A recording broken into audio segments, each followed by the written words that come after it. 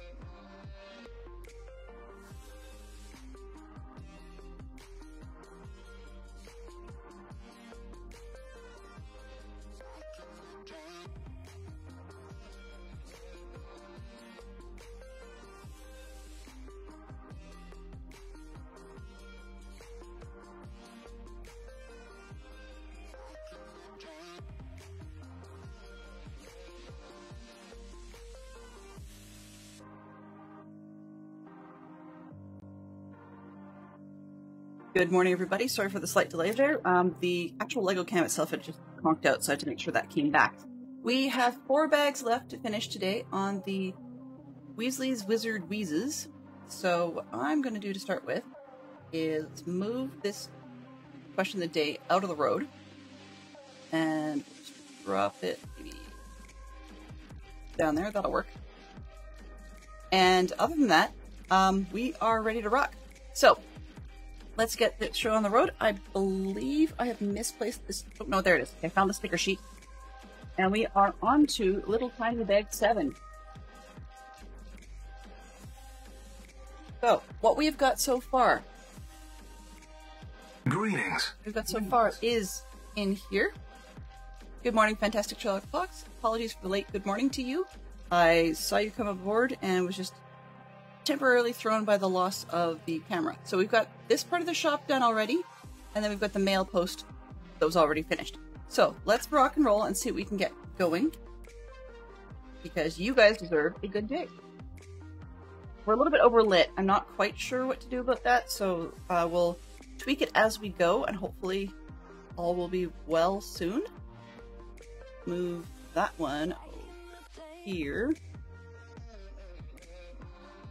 And auto exposure, you are a bit rough today. It'll be okay, I guess. We can take the brightness down just a touch. There, that would probably do it. Yeah. Alright, here we go. Oh, what I mean is, sorry. Yeah, never mind. I'm not even gonna dive into that. It's not worth it. Geek Out has switched to Pop Culture Party TV question. Oh, nope. Yeah, it is. So 4 non-fictional politicians that appear in US comic books. Specifically in comic books. I don't know much about comic books, so that one might be worth rolling right off the bat. Not entirely sure we're going to get a good answer to that one.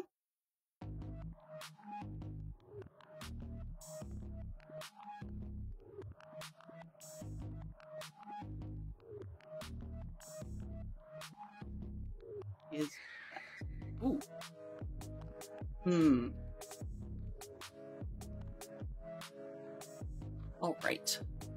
And I think Oswald's being a touch noisy, but we'll just have to see where that's coming from. I'm not entirely sure. Edit. Oh, not that one. Hello. Good morning, Mike. How are you? Good to see you. I'm just trying to make sure that we have some Oswin today, but that it doesn't go totally off the deep end. Let's try this one.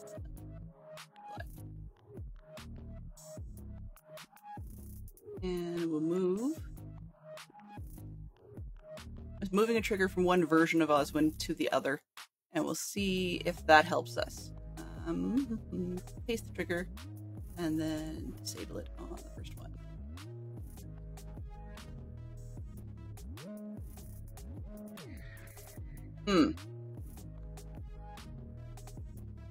Yeah, so we're going to turn off that version. Alright, cross our fingers that everything goes well. So, here's just a piece that I want is disabled. Okay. We should be alright. So let's rock it into this one. Now, first things first, we have to find all the little bits that match. We've got 2. I discovered this morning while I was, actually late last night, so technically this morning, you know, that, ooh, sorry. Pardon me, I discovered late last night that I actually have the ability to put something more exciting on screen than just the PDF. Ouch. The PDF of the, sorry, I've got a hangnail in it. Just caught on something and it hurts. Here we go. Yeah. But I'm going to try it for the next week's stream. But I've got a way of putting like a 3D model on the screen via my iPad or my iPhone and just sharing that up, which would also hopefully help reduce the number of boo-boos that I make as we build. So that might not necessarily be a bad thing.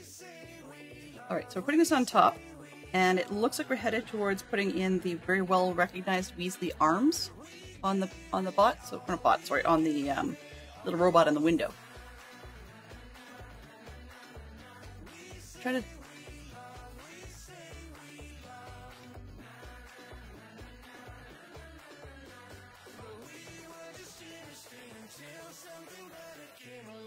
okay, I see. Sorry, I had to see where things were going because the bot responded, which is good news. But I'm trying to figure out what things we're referring to. Oh yeah, carne asada. Okay, there we go.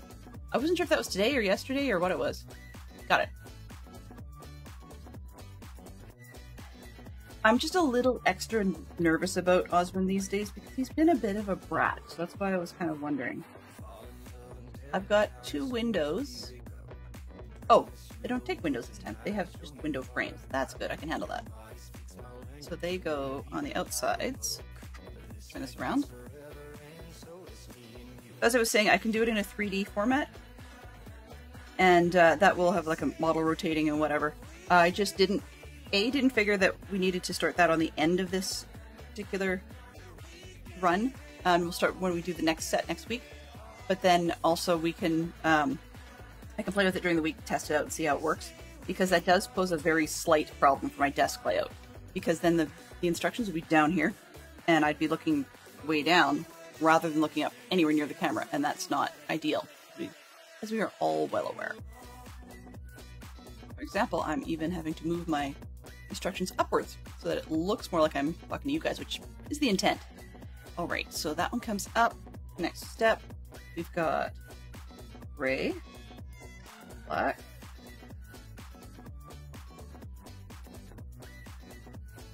hopefully it's working well. Amazon Prime. Blah. So I've got it set on my screen to this way, to highlight messages that mention me. But of course that already includes the stuff from Oswin, so I got a little thrown. But all right, I was coming down and I was like, oh yeah, I'm going to be ready 5 minutes before stream, no problem. Well, I get down to the bottom of the stairs, I go to turn into my office, and realized I didn't take my ADHD meds today. And I have a big camp coming up tonight with the scouts. So, yeah. I went booking it back up the stairs as fast as I could to go get that dealt with, and then come back down. So, yeah. It's going to take a little bit for them to kick in for us on stream. Hopefully it will before the end of stream, but I'm a little spacey to begin with, and I will be digging into the coffee as well. There, that's the excuse of the moment, right? Right. So I'm totally enjoying this. Fantastic Sherlock Fox and I were watching last night a YouTube video about the announcements from LEGO in terms of which sets they are intending to retire before the end of the year this year, probably at the end of the year. But one of the ones that was included was actually this one. And I don't quite know why. Hello. I think it's probably because it got a lot of... Hello! What's up? Wow, do you remember the beer commercials from the past? I think it was Bud Light that had beer commercials with the what's up in it. Well, Lonnie, thank you very, very much. If you could, I would love to know what it was that caught your attention about the stream and made you choose to drop by. So, how would you like me to pronounce the name? I'm seeing right now Lushkin, but I could be getting that wrong and I'd rather get it closer to correct. You love Lego. Sweet! Sweet! This is my break. Normally, so the notifications that you would probably get through the rest of the week are, I build in Minecraft, and this year's theme, unfortunately, is not Harry Potter, but I'm a bit of a nut for that stuff anyways. And so Fridays is my break from a survival multiplayer I play on, and I quite enjoy Lego. And I figure the similarity lies in the fact that with Lego, you got all kinds of pieces, you build stuff, you don't have to like mine for it or go get this, I have to buy. And the way I look at it, sometimes you have to mine for it if you're going for bulk in a used store. But it means that like I've heard many people refer to the gameplay portion of Minecraft being like digital Legos. Once you've already got the parts you need, it's very square. So yeah. But I'm working on the Weasley's Wizard Wheezes. Put that down. Thank you for the smile. That totally made me laugh. Which reminds me, I should... platforms. So I'm just going to shut down the ones that don't seem to have anything to do with Minecraft. Or not Minecraft, sorry. Yeah. Over shoulder view we already have, so that's not going to work. And let's see what else we do. Can't predict eggs because I'm not in game. That was funny, the put that down thing. That actually was really funny. Okay, let's see. You don't really want me singing, but that's okay. We'll skip that. Okay, anything else specifically Minecrafty that needs to be done today? No. Alright. Let's disable some of the Minecraft sounds. We don't need creeper explosions while we're building. I think that's it. Actually, yeah. Alrighty. We should be good to rock. See? There we are. Okay. So. It's gone. Which one? Put that down? Well, I would leave it as a sound. But the reason I didn't leave it as a redeem, and I bounced yours, by the way, even though it did make me smile, is that I believe it's normally phrased. And where's your platforms? Put that down. Edit. It's normally phrased to have me throw away whatever's in my main hand or closest to it that's not a tool, elytra, or armor. That specifically refers to the game, even though that sound is quite funny. But that's why I did it, because I can't really throw away the Weasley's Wizard Wheezes. That'd be kind of silly. You know, that would be... Yeah, we can't really do that with Lego. I have some extra parts, but not that many extra parts.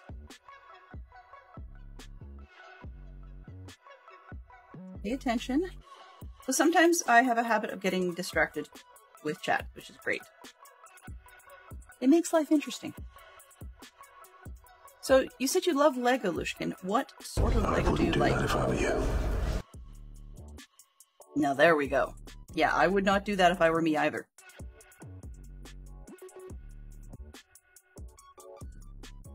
Alright. Yes, what sort of Lego works for you? And in the meantime, yeah, so Fox and I were watching a YouTube video last night, and they are discontinuing this set. Now, it could actually have a good amount... Did I miss one? Actions. Platforms. How did I edit this one?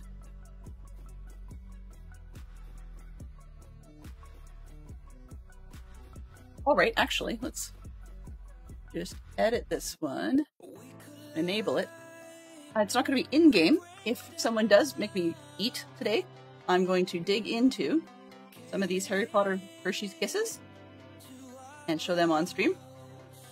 And we have a whole bunch of different ones. Let's see what we get out of the inside. We have, dig around. Ah! So we've got a Ravenclaw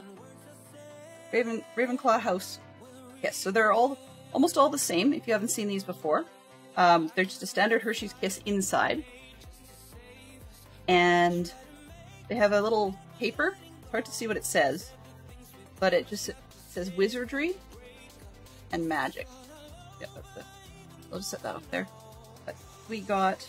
We'll eat this. Sit off to the side for a second. So that I can flatten this out a little bit to show you guys. So these ones are kind of neat because the house banners, house ones, they look sort of, I'd say kind of like pumpkins in a way, like it's trying to be a Halloween pumpkin. And then it has the house in the center. They're pretty cool. That's the Ravenclaw. I will save that and post them post a picture of it a little bit later.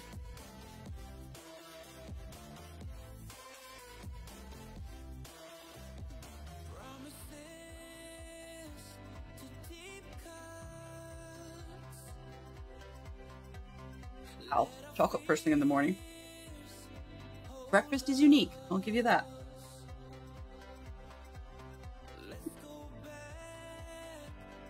Let's see. I'm not going to rig it badly, but I am...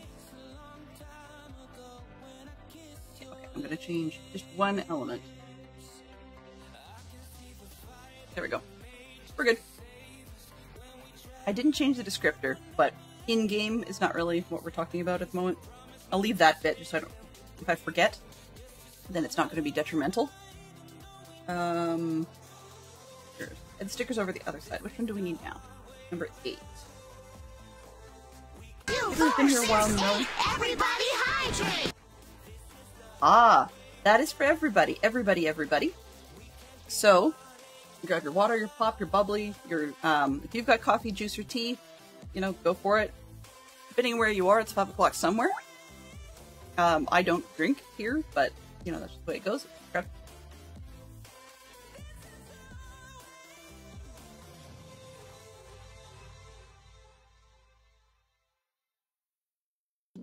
So that's for everybody, and you can have your hydrate too. I was going to say yes to that, yes to that.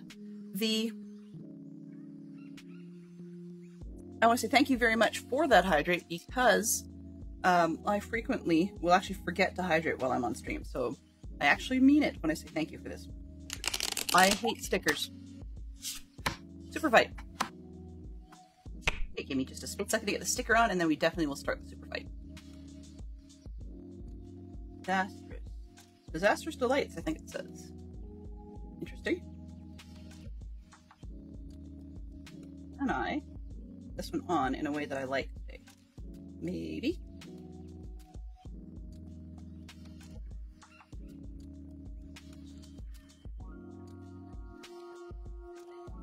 Close enough. I actually like that one. All right. So this one's attached, and we will start up your disastrous delights. There we go. And yes, that sounds as weird as it is. Okay. So this one's going to be a little hard to see. Let me just move a couple of these text games. Go. Let's start with the question of the day. We shall move that one over my head. Maybe. Where did it go? There we go. Do we need that one? Probably not, actually. I'm going to turn that off. Let's just undo that. Then I'm going to turn that one off. Move the geek out over my head. That'll probably fit better. Ah! Oops. I'm moving things and it's not working. Because... There we go. Alright. So, for the Super Fight, I actually quite literally have a game called Super Fight. So let's pull some cards from the box and see what we get. So the notion we have today, we have ourselves got Frankenstein. Okay, I know it's hard to see on screen. I will put a poll up as well. You know what? Let's move the... If I move the instructions, that actually, then I can put the Super Fights where we can see them. Lego. Instructions. Put down here. That'll work. Okay. Okay, so we've got Frankenstein. Okay. It's going to be versus political. That's no good. Skipping it because it's political. Frankenstein versus, okay, the crazy cat lady. I feel seen. Okay. But Frankenstein has apparently no bones. While the crazy cat lady, we're just grabbing one here. Down here. Is wearing a jetpack. I'm not sure why. There's another but. One more. But Frankenstein is armed with a freeze ray I'm not sure how that's going to help him if he's got no bones. And Cat Lady is a hoarder. Oh, lordy. All right. So, gonna need to excuse me for just one split sec. Just a split sec while I type that up. What have I got? Add image. I'll do that later. Okay, so what we're gonna do then is I'm just gonna throw a quick BRB while we get the poll put together. And then we will come right back. Platforms, polls, add.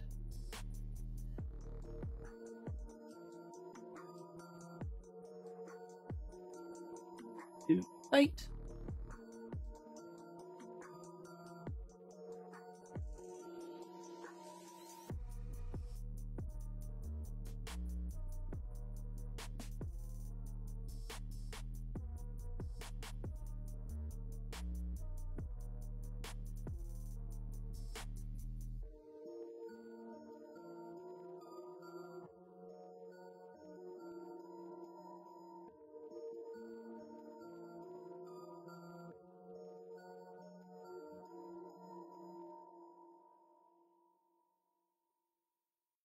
All right, we're back. So we have our super fight going on.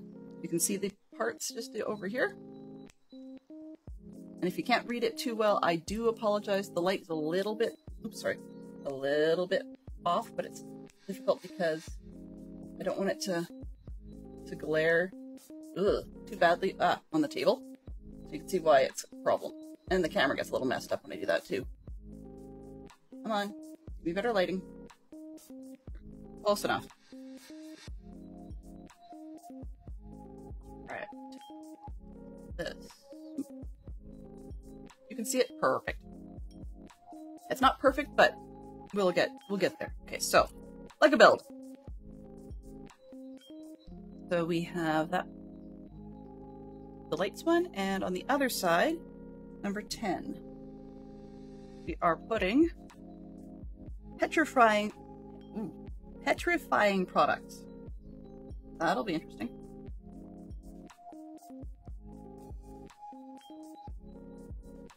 Great. And that needs to go on. Oh. Helps if I put the piece under the bottom.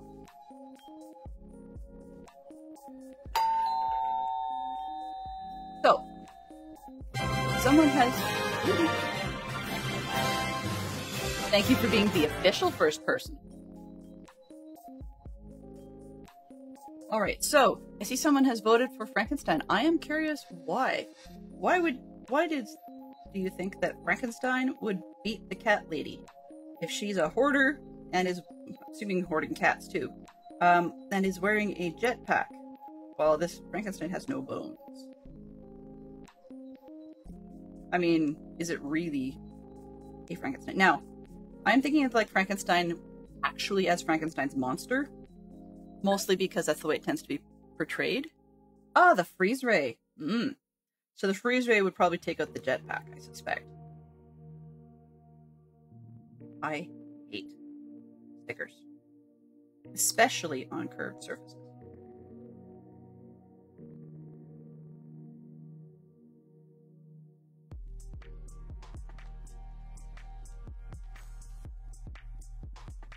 See if I'm going to like this one.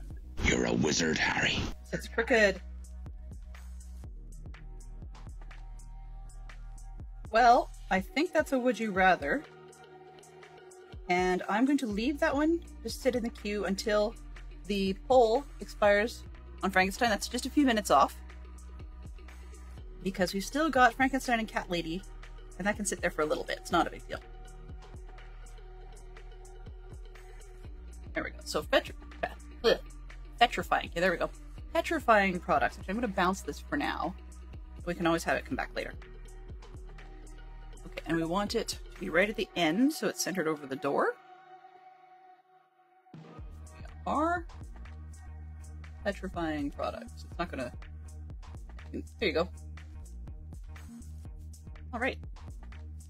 Back here, auto. Next.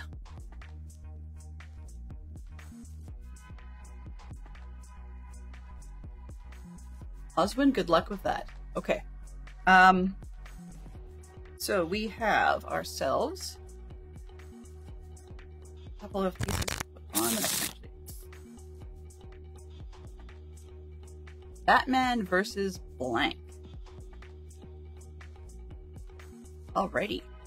So, the family edition of Cards Against Humanity, which means, as always with this channel, we keep it family friendly. If that's not your cup of tea, I do apologize, but that's the way we roll here. So, when you got an answer, feel free to redeem the white one. Any user can redeem the white card on that one, and it will be Batman. Coming soon, Batman versus blank. At the moment, my gut reaction to that is like Batman versus Frankenstein and the Crazy Cat Lady. Teamed up after their previous defeats.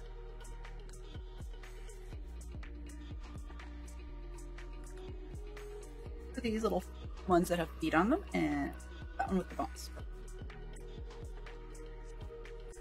I've not had another opportunity to go to the used Lego shop and get myself some more parts to the Ringgit shop, but I'm hoping maybe late next week. We'll see.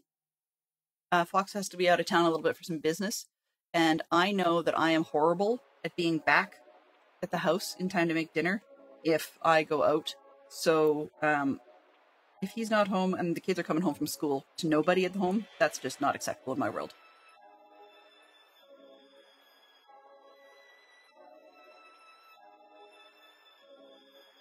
Two ads! Ooh, ouch.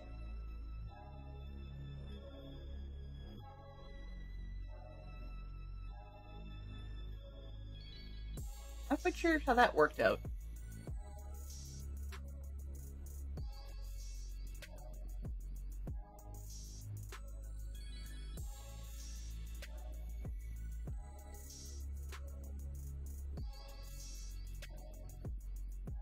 Yeah, I'm a little surprised by that, but on the other hand, not entirely, just because we've been up about 35 minutes, which means that it's about due for the ads, because it seems to do that basic 3 minutes an hour thing.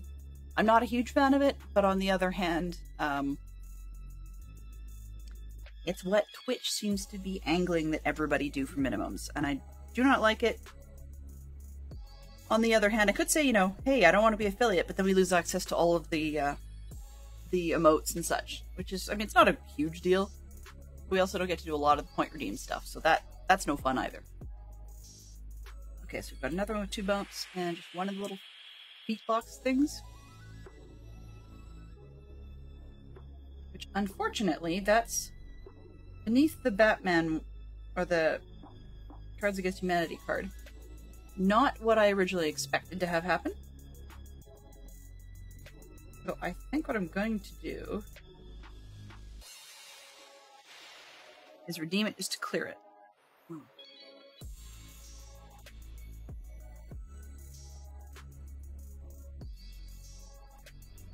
This stuff, just so I don't make a mess. Grab the keyboard.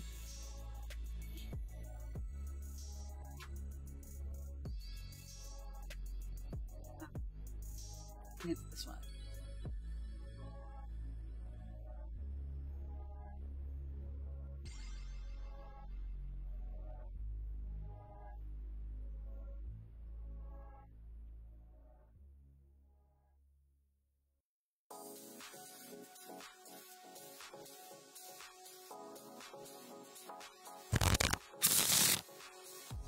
Thank you.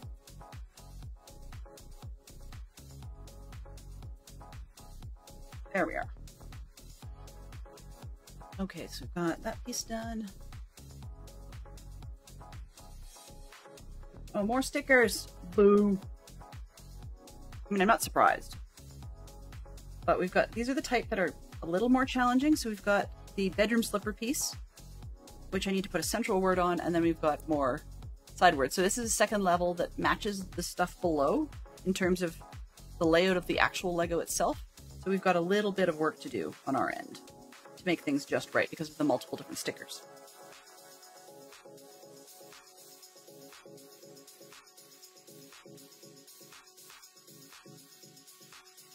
only starting to talk about the one on the right, but I'm going to do them in a different order. Sure, no problem.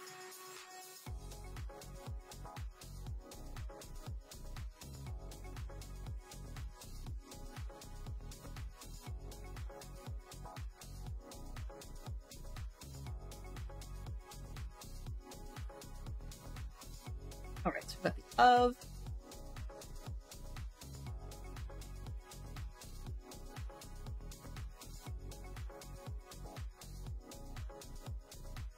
To be shifted more centrally.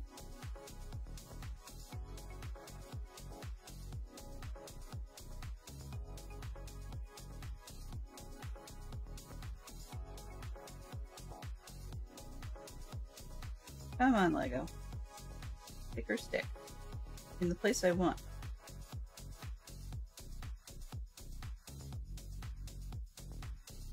No, it's not straight enough. Brr. Brr. Brr. Okay, I think that'll be close enough. Masterpieces of, and the other one it wants, and this one is Modern Magic. Which is very left shifted, but I think we can handle it.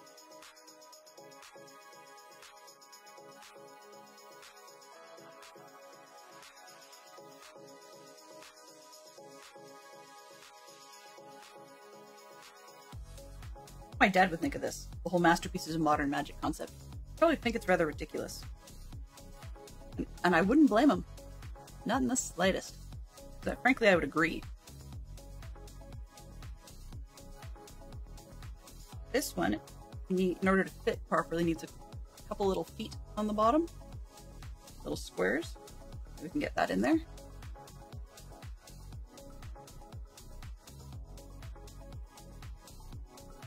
Put up, please. Oh, close enough.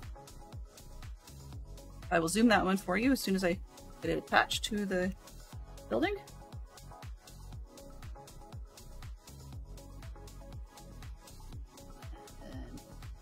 At least there's more to it.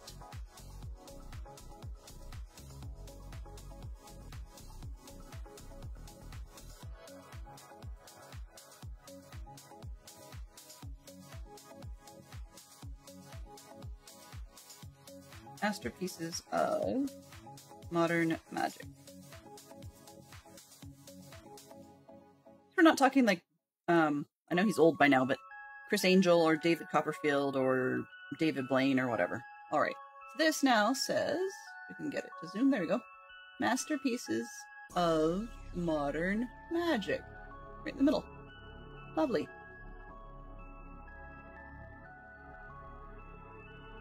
One. So it looks like we have one vote for Crazy Cat Lady that has come in. I'm curious if the person wants to tell us what it was about Crazy Cat Lady that made you think that they would win. On Minecraft, couple seasons ago, but that's seasons from the Dadcraft servers. I was doing a theme based on mysteries, and so that season I was the Crazy Cat Lady because I ended up with 32 cats. The crazy element would make her unpredictable. I do like that. Also makes you think of like the crazy old cat lady on The Simpsons. She was definitely out there. Oops. I jumped to a conclusion. That's not what I needed. We were building the arms that are going to go on the side of the front of the shop. I suspect. Not this one. Glenn. That and a 2-step piece, not a 3. Squares off here. There we go, there's one piece. This on top.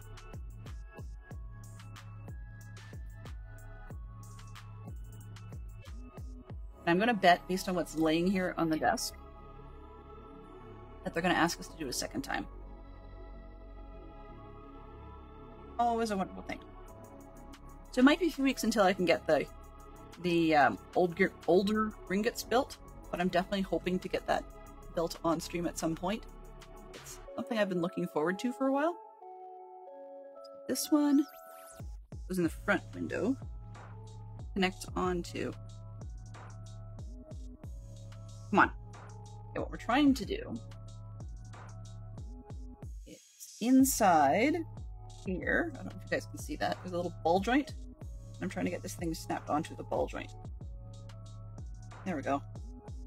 And then down like this. It's pointing to its hip. 4 comic book weddings. Ooh.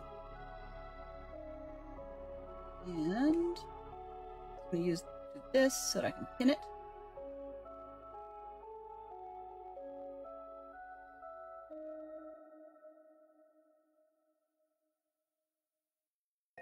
Alright, so we've got one arm there. Geek Out Comics. Name 4 comic book weddings. Comic book weddings.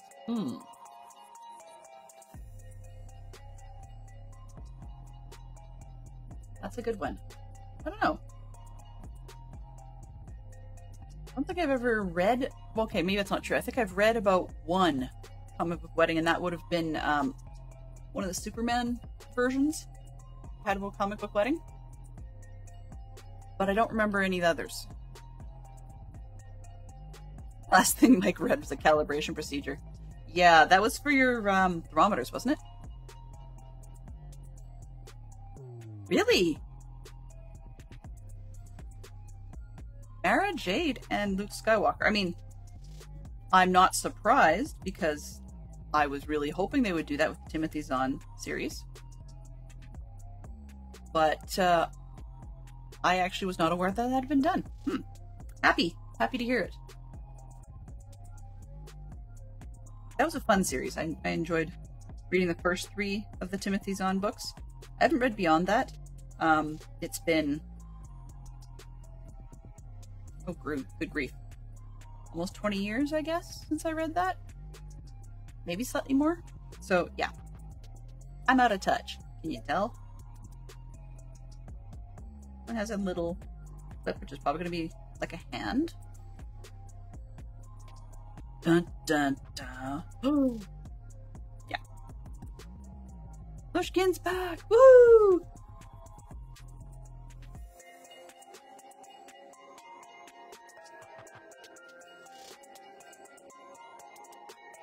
Got a couple pieces that if they end up being extras, they are extra, but I don't recall where these go, so it's possible I missed a step. Because, you know, I do that a lot.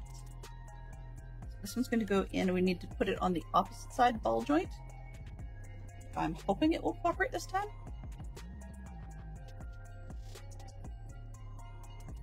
Yes. Click. There we go. Okay. So we've got 2 arms. That looks like the picture, more or less. Find another bag. Uh-oh. I don't mind having extras, but I'm a little bothered when there's 2. Usually there's only 1. I'm just going to quickly leap back through most of this. Just look at the little blocks to see, where did I miss? I did miss. 1, 2. And I don't mind those other ones being spare, that's fine. Because there's only 1 of each, so. I may have missed where they belong. Yeah, there's only 1 spot asking for them in here. I only had to do it once. Probably spares to make sure that part works. Okay. So we're on to bag 8, and we're starting with what appears to be a Ginny Weasley. Bag 8. There. Fairly big bag for not a whole lot of parts. Oh, Luke was late. Yeah. Luke is not on time for much. Well, maybe. I certainly hope it wasn't Veronica, if that did occur. But, as in, I would really hope it was Betty. I think Veronica should have gone with Reggie, so I'm not sure if that was a thing.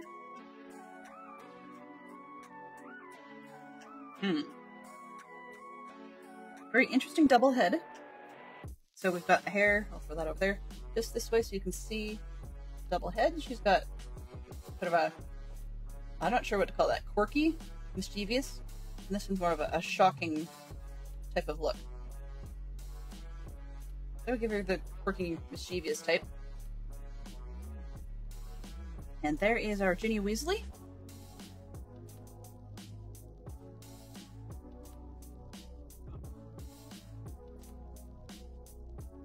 I'm surprised they didn't give her some sort of prop. It seems like just about everybody in these things has props.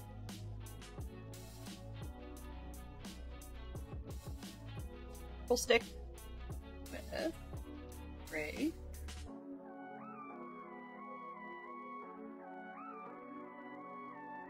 Interesting music today.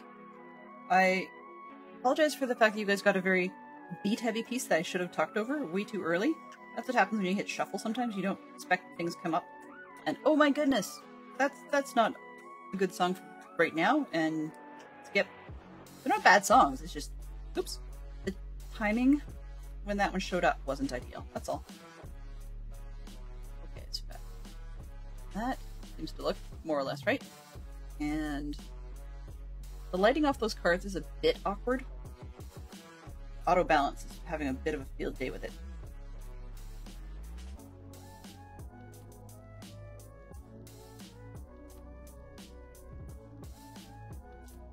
And the poll. Super fight poll. And the winner was... Winner came out to be Frankenstein with a vote of 3-2. Frankenstein is beating the crazy cat lady.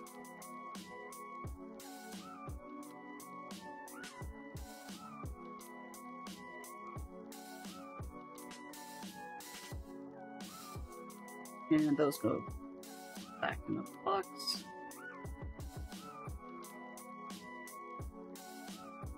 Okay, so we're back. The light should hopefully figure itself out a little bit better in a minute. And then a little purple square on top of this. Some interesting details to this shop that I really did not expect. So I'm looking forward to putting this part in because I think I know... Oh, it's not in there yet. Okay, it wasn't the bit I thought it was. Let's turn this around.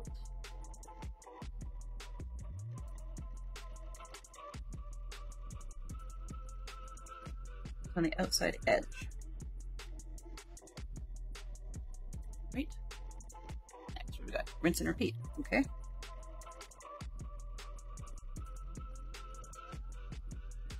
Small.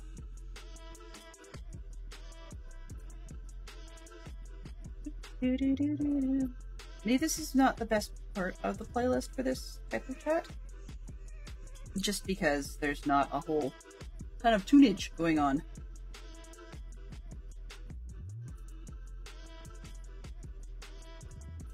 But what I think I'm probably going to do, oops, not that one, this first, is switch up the playlist to something a bit more chitty-chatty. I don't know.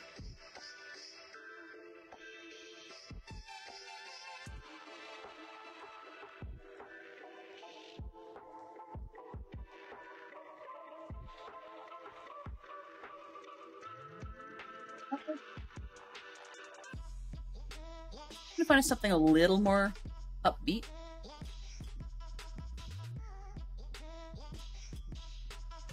It's Friday.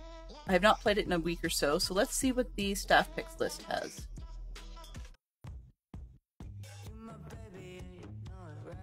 Well, it's different.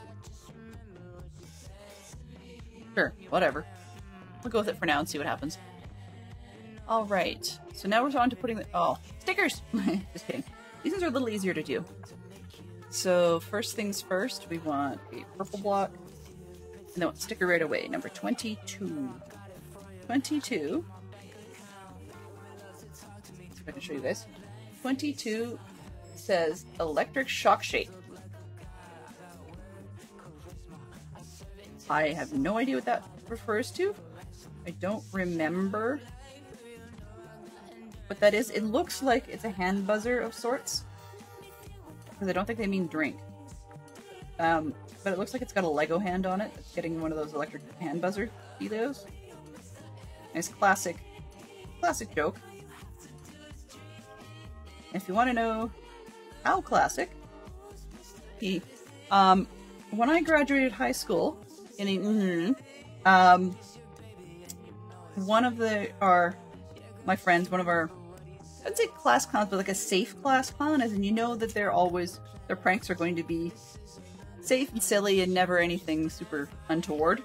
And he managed to, well, not manage, it wasn't even that much effort, but he decided we had the system where we all crossed the stage, you know how that goes, and and then we all shake the principal's hand. That's the plan as they hand us the diploma. So he goes up there, slightly delays the handshake while she handed him the diploma, and almost like he forgot, and then she goes to shake his hand, and boy did he get her. It wasn't one of those twist up variety with the spring. No, it was a good solid battery operated buzzer. And it was mildly funny because you could see her fighting to not cuss in her surprise. And part of what I thought was so amusing about that mishap for her was that not only should she not cuss because it was being recorded and there were parents, but also that the guy who did it to her was quite religious. So it's one of those ones, yeah, you don't want to cuss, in front of or at the religious guy. It just doesn't look good. But we all had a good laugh over that one. Unfortunately, the recording was done on a VHS tape, which has since vanished. And none of my friends that I asked on Facebook have actually still got a copy. I don't know what happened. Some of them said, yeah, they decided they didn't really need to keep it, so they just erased it. Other ones, theirs vanished too, just because life and mobile things, and so they didn't still have it. Autofocus, please come back.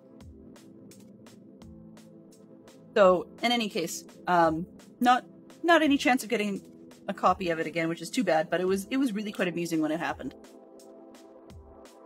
Such that one of our other teachers actually one of our teachers was asked to do a speech to the class as part of our graduation dinner in high school.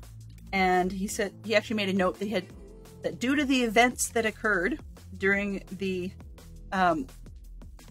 walk across ceremony, he actually had to adjust parts of his speech to make sure that he referenced them, because this teacher was one of those teachers who was never one to miss up an opportunity to just dig in and tease people. I think it's probably partly why that teacher and this particular student got along so incredibly well. Let me double check if I did that right, because I did that entirely wrong. This block that I put in here, I put in a purple one. It should have been the deep pink. And so that means, unfortunately, of course, purple's not available for the next one, which means I should probably have to print it as deep pink, because I'm not going to be peeling the sticker off the previous one. That's definitely going to damage it far more than it's worth. So even though that's not the correct box for your puking pasties, it's just the way it's going to have to be.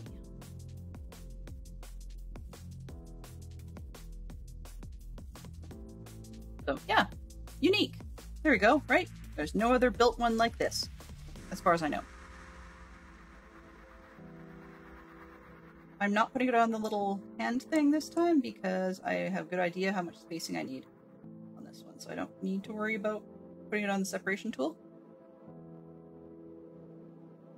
Kind of annoyed that I did that, but it's something I think I can live with.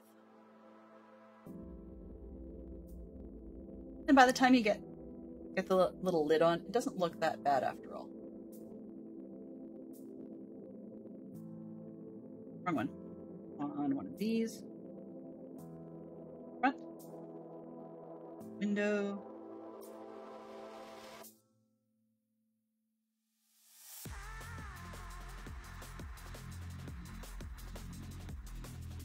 Top.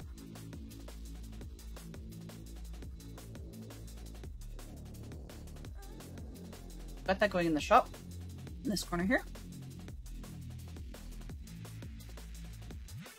few more bits and bobs. A bit more solidity to the windows. I always like that when there's bracing for things.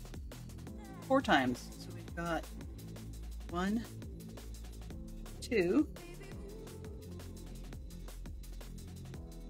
and then of course this bottom corner down here. Yeah. 4. Okay. Oops. I jumped a step.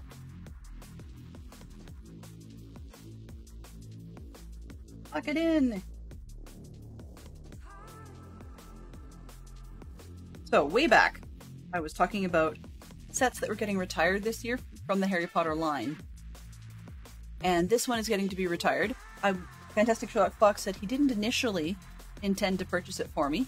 I'm not quite sure if he said it was like kind of on a whim, but he really wanted the gift with purchase that came with that. I'm trying to remember which one it was. He'll have to remind me. Oh, the Alice in Wonderland mini book. He really wanted that, so he paid full price, which is not something we normally do. 18.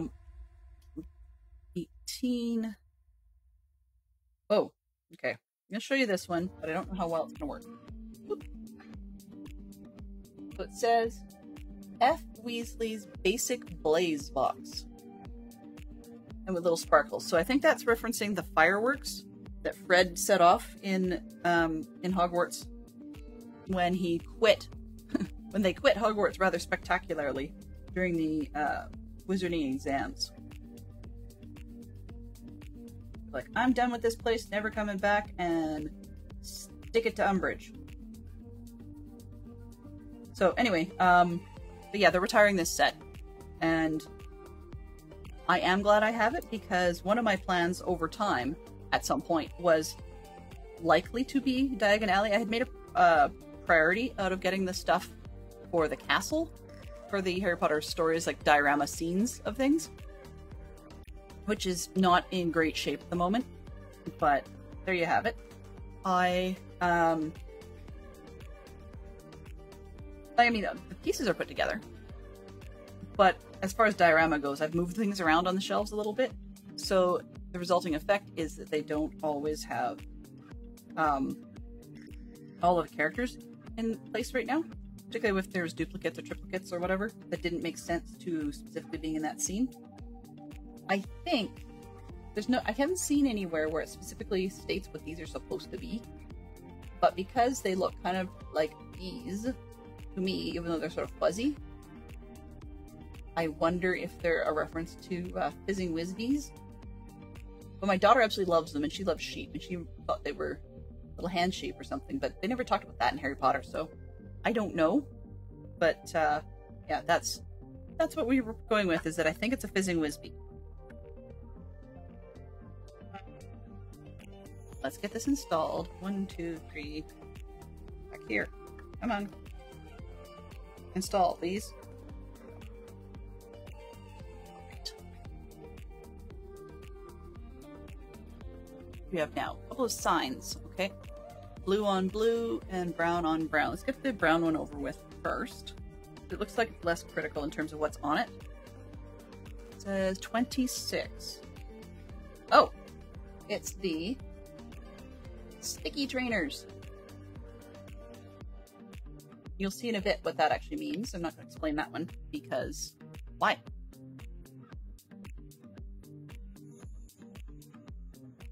We'll put it on separator at the moment because that way I can get it a little more centered vertically.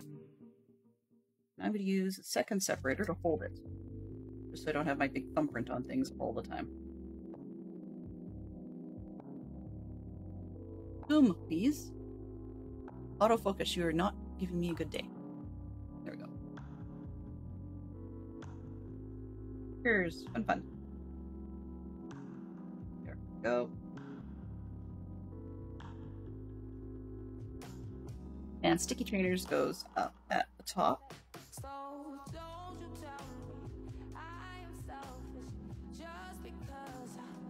Centered, it looks like it should be off center. And maybe. Nope. I guess we're not making it off center. Just the angle they've got. Okay, and then the other one is this blue one. Welcome. And we've got, in this case, hey, C. Burton, how are you doing today? How's work treating you? And are you looking forward to your weekend? The Peruvian Instant Darkness Powder. That's what we've got going on this one.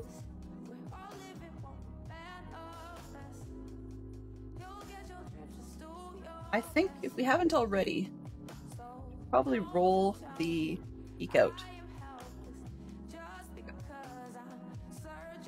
And Darkness Powder. Yay! Well, at least I didn't mess those two up. That would not have looked quite as good. Too far.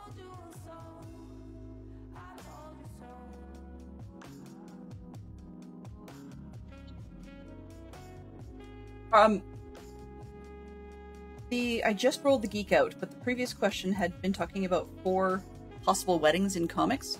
We were wondering if Archie ever married Betty or Veronica. And I was saying I kinda hope not Veronica. And I don't know if he ever married Betty. So that's what that was all about. But Geek Out has been rolled. We're now in the pop culture party subset. Miscellaneous category. 2 video games in which the object is to save a princess. Peach or otherwise, I suppose.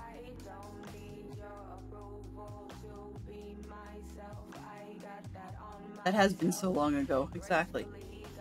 This one. Up in here.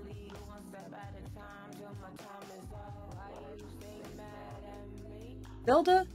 Oh yeah! Twilight, of course. Zelda and Mario. See, we got that one rolling. Amazing. That was fast. We didn't have to ask the bot. Yay! Let's see. The aughts, literature. 2 titles in which elves appear.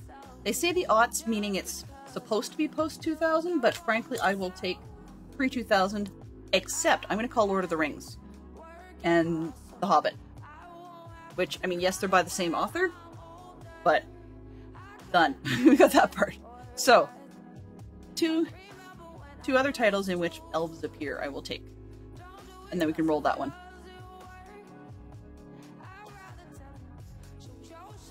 Okay, so these are the sticky shoes, or the, sticky trainers. So we've got, they're basically they're building that, what I'm referring to as a bedroom slipper shape.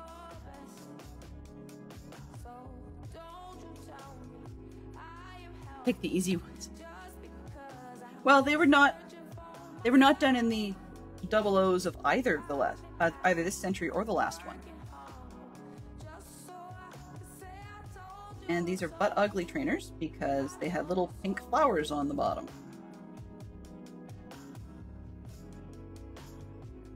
But they're like anti-grav shoes, basically.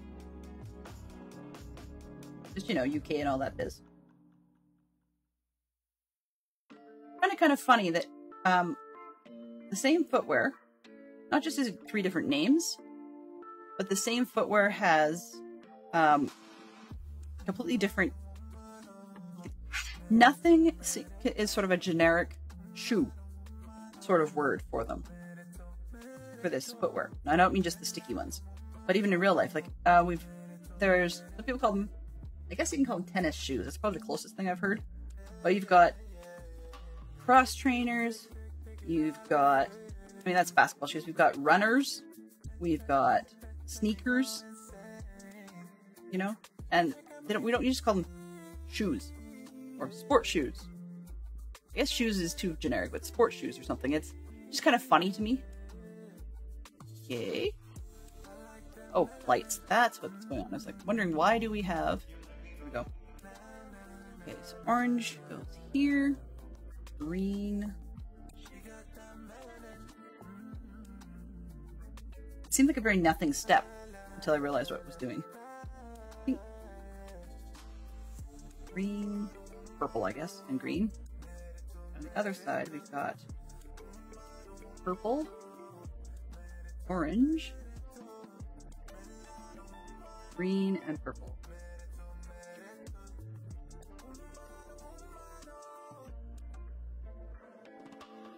In with some of the other sets that are going this year. There's one other one I don't have, but Fox said he's going to be on the hunt now. But there's one for which I don't know if it's one I want, but they're retiring one of the Chamber of Secrets sets. So it looks a little bit like it's got a hallway, a part of the school above, and then there is some tunnels underneath with a door that references the actual chamber itself. While that one fits into the modular castle sets that have been going on the last few years, it's not one that I like. I mean, I do like it, but I don't like it enough to go hunting for that one. And that's the one that's going to be retired this year. The one that's unfortunately, I believe it's already retired, that I would rather have if, you know, if being able to find it was easy enough and money no object and all that kind of jazz, is an earlier one, I believe, also from Chamber of Secrets. I'll show you this one because it doesn't zoom in well. This is a fanged frisbee, quite literally. And my son and I were trying to discuss yesterday how on earth somebody would actually catch that. I'm assuming it would be underneath, so you put your hand up underneath it, but I'm not entirely sure. He also said it would be incredibly dangerous. Well, that's part of why they've got one in the school. You know, that's a great prank. But also that I was theorizing, well, what if, just a big what if it's spun in the opposite direction such that the pointy parts of the fangs were not what actually came like in the forward motion, that maybe it would be the backside, like the more curved backside of it, hence it being a joke product as opposed to an actual dangerous weapon.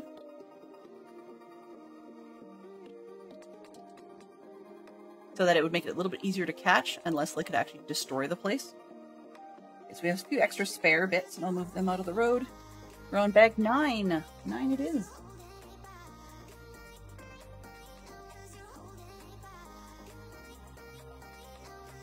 So we'll see what happens out of the Chamber of Secrets thing. But basically, because I'm doing dioramas, I actually preferred the other set, the older one, because the older one had a much more detailed vault door for the actual chamber itself, and it had big head shape of Salazar Slytherin and a much more detailed set of snakes on the outside. It just looks to me a little bit tighter or better in that concept. And but it doesn't actually fit into any of the modular castles, at least not very well.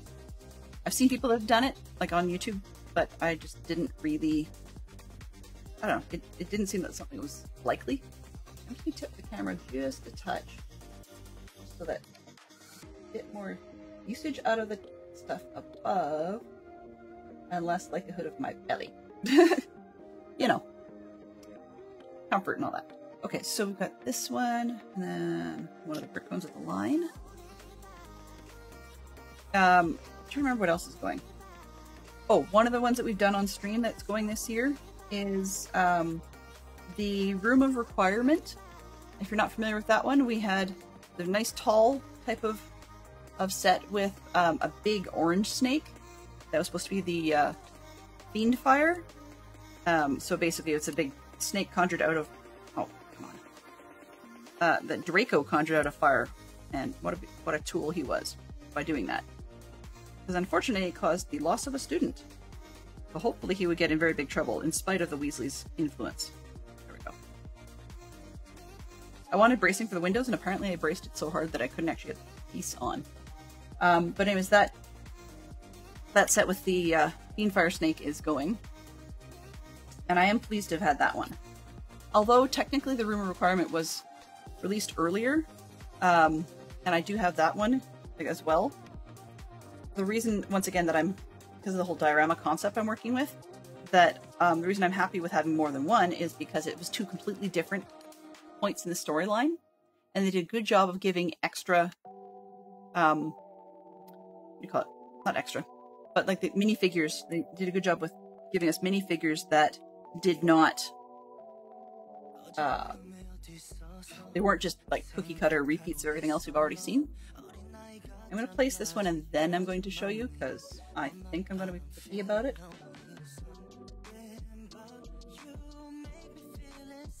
But this is a sticker for the Skiving Snack Box.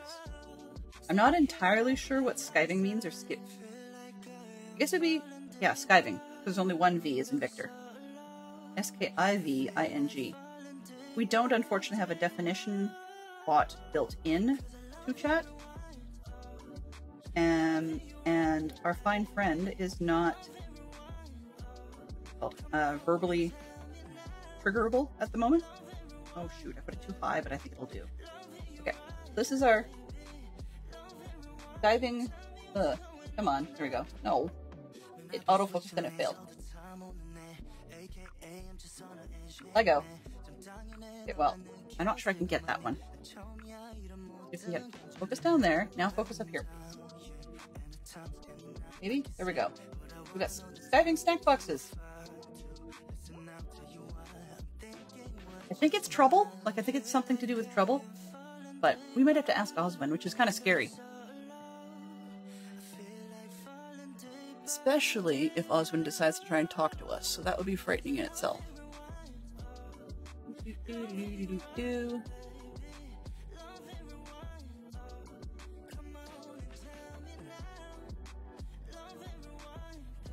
Okay. Geek-Out's been changed to the aughts for television named 2 Uncomfortable Situations from Curb Your Enthusiasm. You know what? I don't know that show, and I'm not going to go with Uncomfortable Situations. Sorry. No heaven. 2 songs by Arcade Fire. I'm running a lose-lose today. I didn't listen to Arcade Fire all that much. Box? Just kidding, you're probably busy. Anybody else listen to Arcade Fire? This is, okay, I find this funny.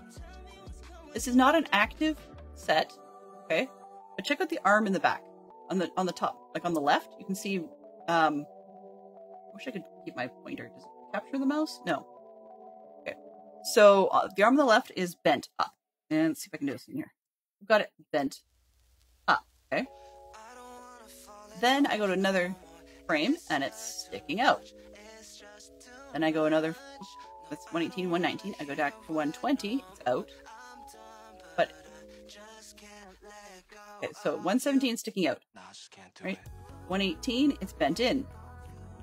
119, it's backed out again. Lego! What are you doing? Oh well. It's not something I normally see because it's not like it's a battery operated thing. I mean, in the wizarding world it was magical. So it was moving around like it was battery operated, repeatedly lifting and placing a hat. But, of course not something that we're doing in Minecraft. I keep saying Minecraft. Ugh. Wow. Do you think I have something on the brain by any chance? I thought something we're doing in Lego Build. Because we're not battery operating this thing. While I love having my desk zoomed in so you guys can see the parts, it does tend to narrow the available field of view, which is a bit annoying.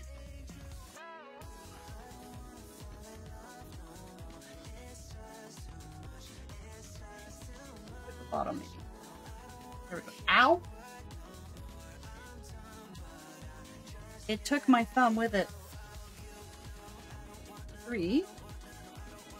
I have 4 windows that we're supposed to put together. At the moment, I only quickly spot 3 pieces of glass.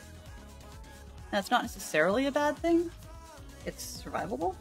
But I want to figure out where the last one went. Oh, there it is. Considering that on the Hogwarts, blue, see? I got everything but the right word. On the Gringotts Bank that I'm trying to find all the parts for, I needed 55 of those little rotters, the glass pieces. And the shop that I normally go to for used Lego is unfortunate. Well, for better or worse, I guess they're expanding, but they're expanding up to Arch Thunder's way.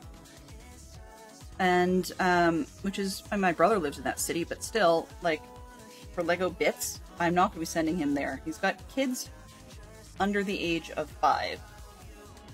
And so it's not a great thing. Like, I mean, they're still both in preschool, which suggests, so that's an idea they're younger, which means that it's not a great idea for him to go.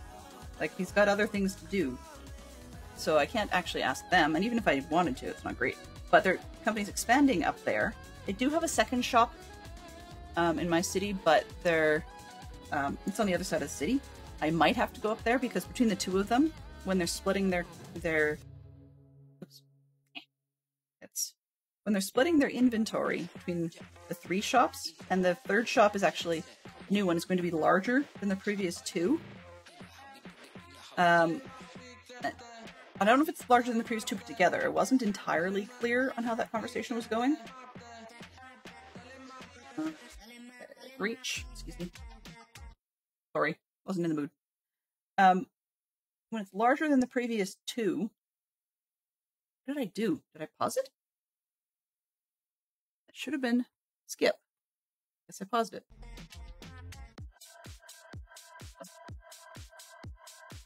Since it's larger than the previous two shops, then a good amount of their stuff is going up there. And we've also got to the part of the season where they're going to be, I don't know if it was last weekend or if it's this weekend, they're having sales on like Dickies cup.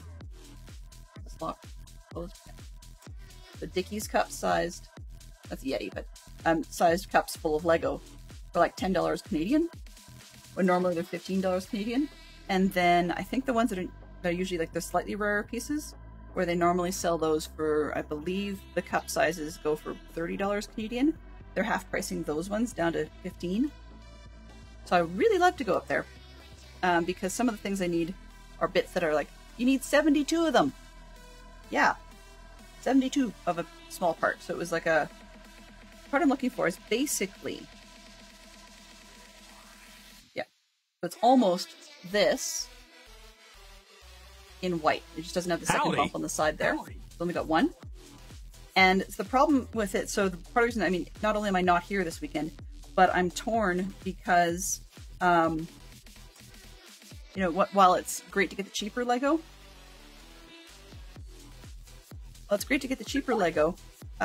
it doesn't work out so well if the bins are picked over, as they have been. That's why they do these sales from time to time. Hello, how are you doing? Good to see you, Vahudi. I always mess that up every time I see combinations like those letters. If you could please let me know in chat how you would like to be addressed, I appreciate that. Also, I think it's been a while since you've dropped by, so if you could please remind me what it was that caught your attention and made you come back, because I do appreciate that. V, okay. Sure it's... So V, not Vi? Just checking. I mean, V, it just doesn't work as a phrase. We could try that. But I would probably forget in 2 minutes flat. I have... Okay. I see why they're doing it this way with these pieces. Because they don't make one that's a 2-block wide with the studs on the side that also has them on the ends. Trust me, somebody came in while I was actually digging for pieces and looking and asked about that very thing. And they said, nope, doesn't exist. Here's what you gotta do. Because apparently they were trying to build something in LEGO Studio and they were sure that that type of part existed, but the studio didn't include it, so they were gonna go, as they said, I was gonna go freaking buy one. Yes, they said freaking. To prove that it existed. And then the shop, used LEGO shop owner was like, well, sorry. The truth is, they don't exist. The guy was kind of miffed, but he's like, well, okay, fine. You're putting the crazy store signs face on.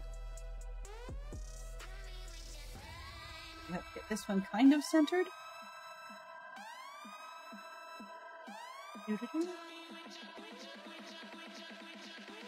And I'm actually, I hope you guys don't mind, but I'm in a bit of a weird mood at the moment, and would probably, I mean, I'm doing Weasley's Wizard Wheezes. Who cannot be in a weird mood while you're doing it? But I'm thinking this music still isn't working for me, and I'm going to try to play a little bit straight from the browser for Epidemic Sounds page, because they don't actually have an app for Windows. You know, that would have been nice. A resulting effect, though, is that it's going to take a bit for us to get that going, and I probably am going to listen to, like, I don't know, Electro Swing? Let's see.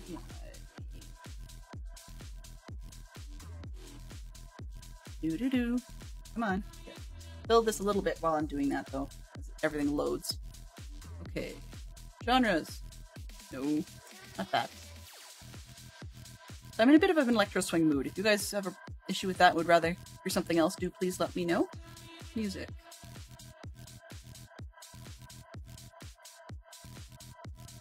I'm not totally in the mood for the type of thing, the other type of thing I was thinking of.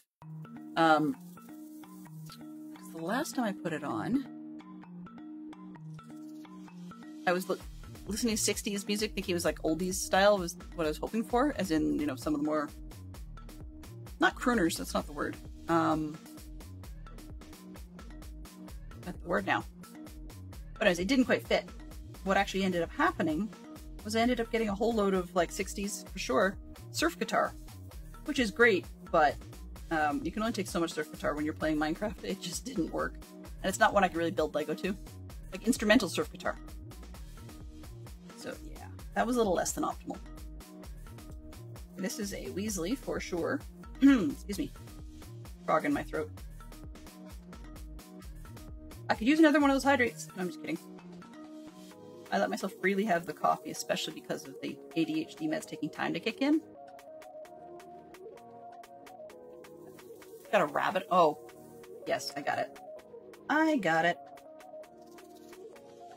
They're going after the joke about it being magic. Because, I mean, some of this stuff is magic in the classic Muggle sense. Or what are we over here? No mages? You know, I don't think they ever came up with a North American term for the offspring of magical people who can't actually do magic. I know the word in like the UK side is squib. I'm going to show you this one separately, just because it's darn cool. It's a little easier to rotate with that.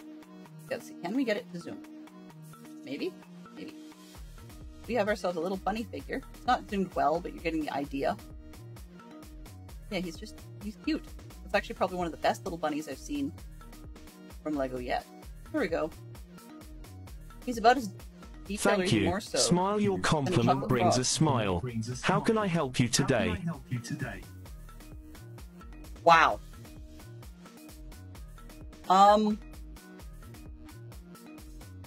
Okay.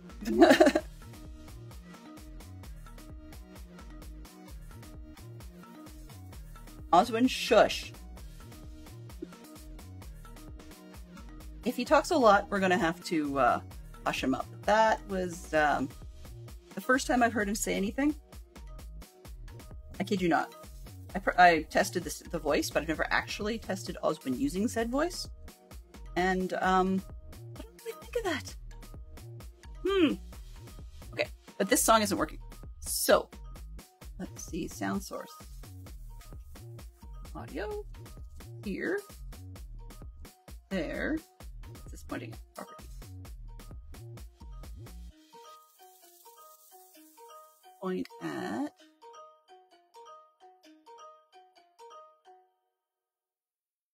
Pointing at art. I'm going to pause Spotify and see what we get out of Arc.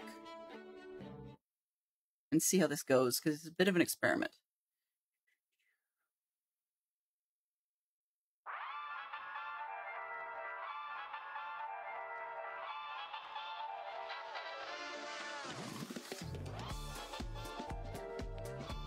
Yeah, okay. Well, you have to let me know how that goes. A little bit loud. I'm going to turn it down just a touch.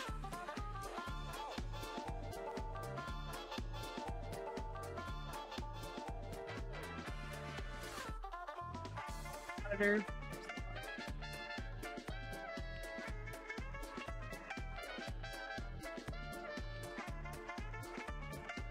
That's not working at all. Interesting.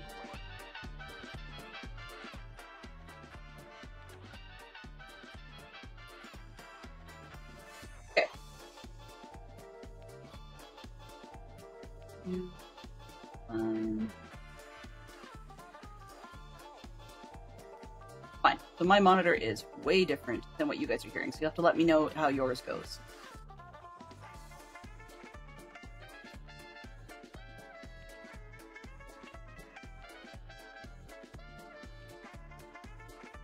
I know why it is. Okay. I'm getting doubles. That's the problem. Volume mixer. Art, where are you? You can go to...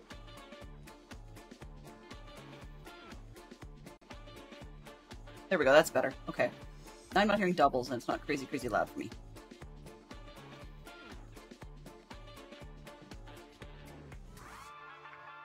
Yeah, much better. Okay, so now we got the hat. Sorry, I'm getting way distracted, but we're here. Funny! So on the back, we're putting one of these pink or purple bricks. And then got a gray one underneath.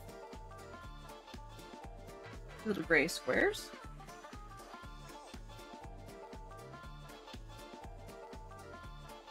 I'm leaning. I don't know why I'm leaning. It's just kind of silly. Probably to get around the build. Like, I'm trying to see past the build, which is kind of silly because it's the center of my desk. Like, I can move it. I think I might have heard this one before.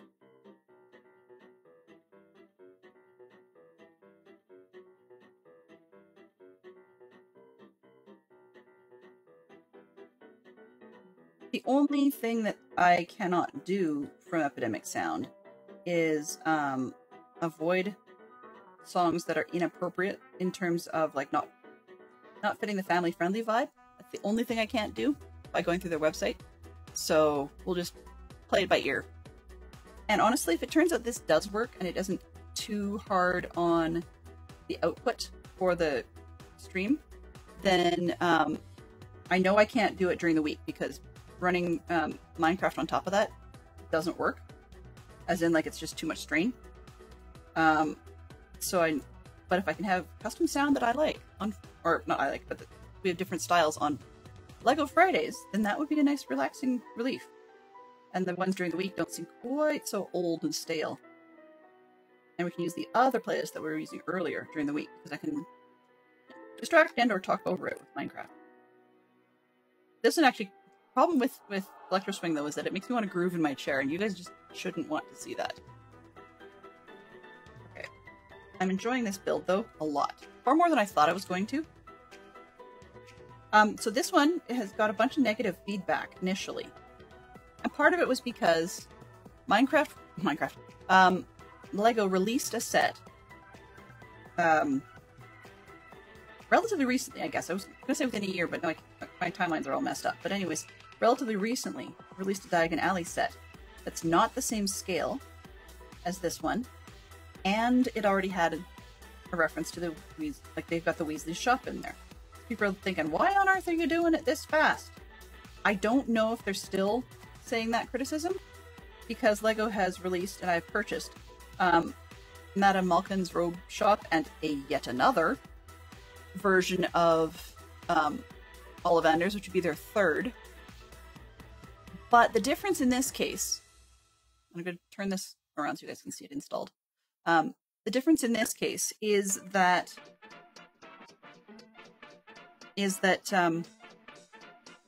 this is a different scale. So they're going, it's not quite modular scale, but it's play scale, I guess, because of the size of minifigs and whatever.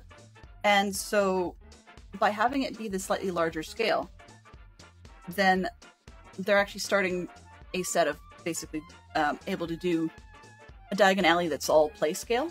And that actually is really working for me as a concept. I just kind of wish that they hadn't started with one of the shops that is in their previous, like their very recent release of the Diagon Alley sets. I'm not quite sure how that would have worked out in the office. Like, to say, we should do this, and then, oh, well, maybe we should do that. Well, too late, this first one's in the pipe. You know, I'm not sure if that's what happened or what, but it definitely didn't work all that great. But if they had been able to do it where they didn't release this one right away, they released, say, the robes first, or like robes and Ollivanders first, or if they had released some of the other shops they have announced intending to. Can't think of the list at the moment, but anyways, if they'd released the other ones first and then come back to repeats of shops they've already built, so leave Ollivanders for later, leave I guess they would have to put an iconic one in there. But okay. I have used...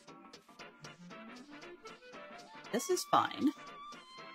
I'm going to have to tear this apart at one point here because I have 2 gray blocks left. It's asking for 1 gray and 1 purple, and I do not have a purple one. So I'm now curious where I boo-booed. Aha! I was going to say where I boo-booed and put the purple one instead of the gray, and spotted it a lot faster than I expected to. There we go. That's better.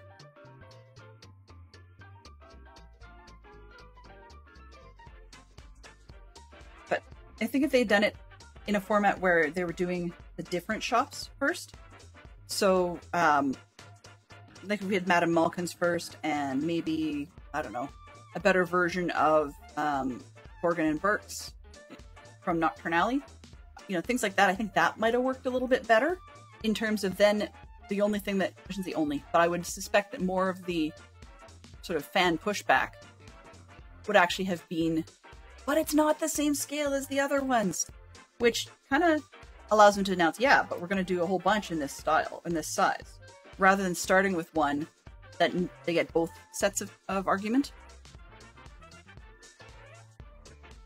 I mean, even the other Diagon Alley scale or sets don't scale with the bank, which I find kind of odd. Like, they don't scale with the newer version of Gringotts Bank, as from what I've heard, and they don't fit scale-wise with the previous release of Diagon Alley from I want to say 2011, but somehow it doesn't feel right.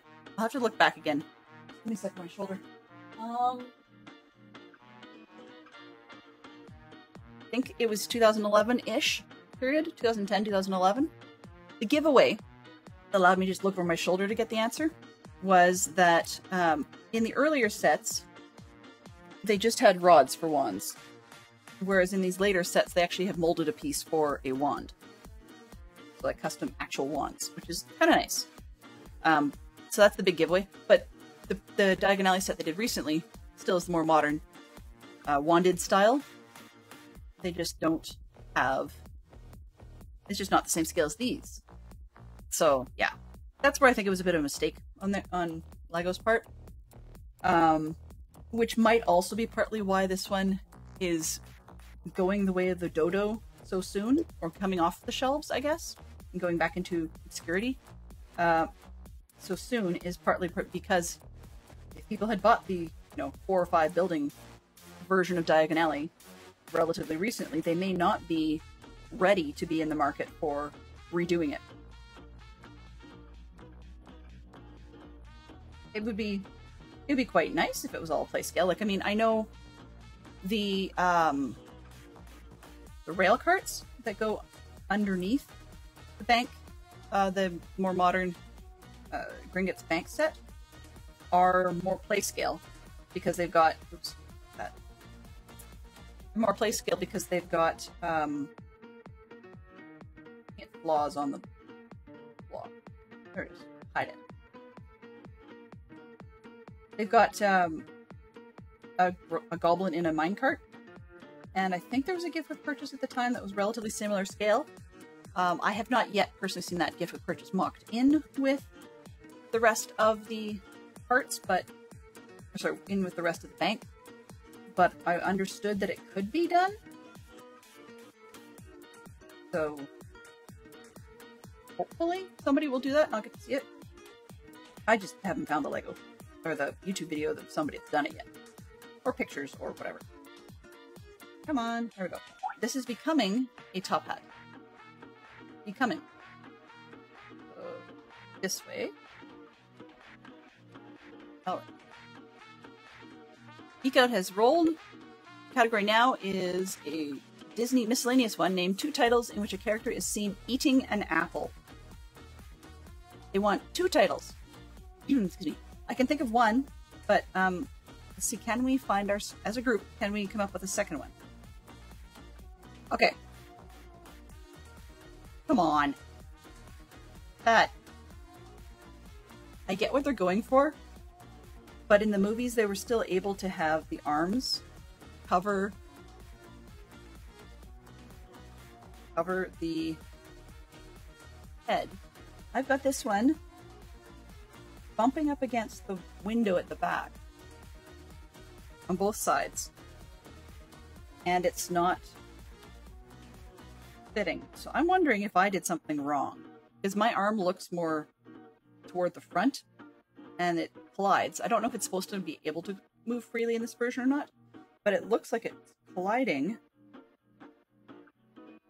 possibly more than it should be. I'm wondering if I got the guy inside crooked. Yeah, I did. Got him crooked. Well, thank you very much. I appreciate that. I guess I should probably do the follow thing back up. I have the follows set to not show up on screen on purpose for anonymity reasons, so that people can stay, keep their privacy to themselves. There we go. But the resulting effect, of course, is that people come in and they say thanks, and they're like, what? What for? What do we do? There we go. So I think I've got that better. The arms are able to spread a bit wider. Yeah, we're closer to being able to bonk the bunny with the hat, so that's better. It's not great, but it's better.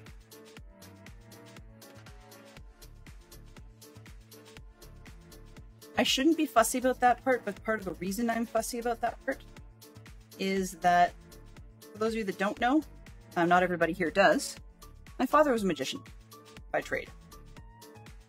So yeah, as in, like, I know it sounds funny, but it was a paying hobby for years and years and years. He's been doing it since the 60s. And then when finally, I don't know what decade, but anyways, when he finally got let go from a job as a draftsperson, then he decided, well, that's that. Then I'm just going to be a magician and nothing else, which basically became semi-retired and is now retired, very retired. But 10, our last bag. Yay!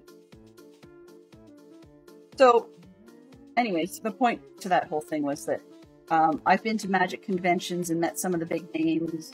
Some big names you guys would probably recognize, some of the names you guys wouldn't recognize, but were big in the scene, quote unquote, back in the day. And particularly within the scene, they were big. So that happens in all fandoms, or all things. So stuff that refers to what we would recognize as magic outside of the Harry Potter Wizarding World thing really is something I'm picky, I guess, about.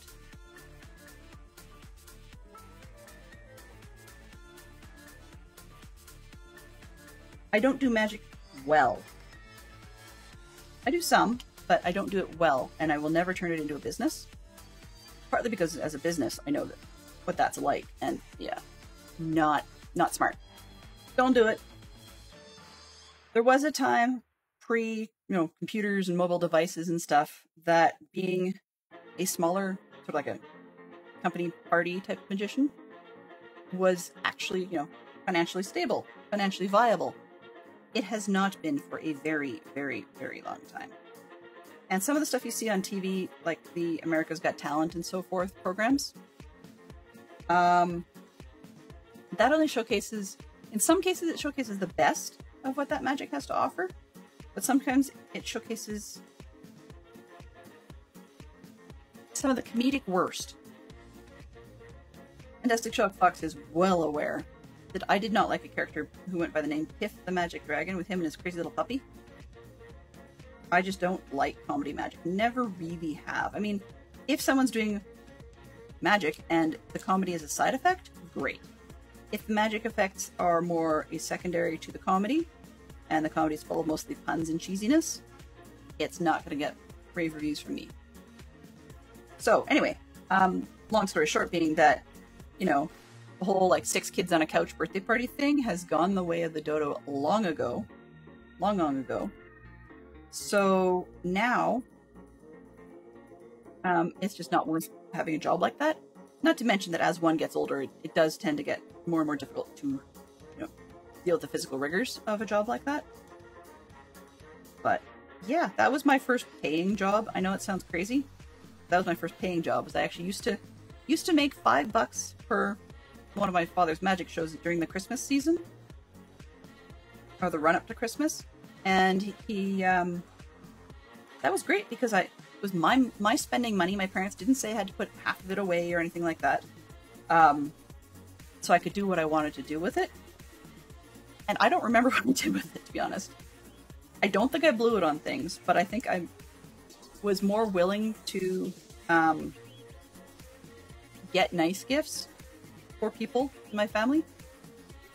Because, of course, in previous years, when, you know, your parents foot the bill for the gifts that you were giving your siblings, you know, or when the parents foot the bill for the gift you were giving the parent, or, you know, the gift you're giving the other parent, I guess, like, so my mom would pay for stuff going shopping with me for my dad. You know, it's one of those things where they limit how much you spend on the one hand, and also, for me, there's just always been a little bit of a guilt thing because I was well aware what money was worth kind of deal. So it was really nice to have my own quote-unquote job. I mean, yeah, it meant I had it, whatever little amount that was, instead of my dad having it, but I didn't think about that at the time, you know? And technically it was, you know, as it is with a lot of kids' first jobs, whether it be getting paid to mow the lawn or whatever along those lines, you know, your first job technically is under the table. It always will be, because like those types of things, because of course child labor laws and even your parents can't get away with that. But so it was kind of fun to pretend for the duration of the magic show that was all more than illusion, I guess is probably a way of putting it.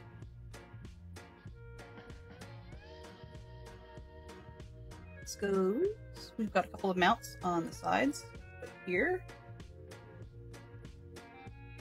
This is not exactly a Zerk-friendly shop, I will say that. There's a lot of purple, but a lot of orange.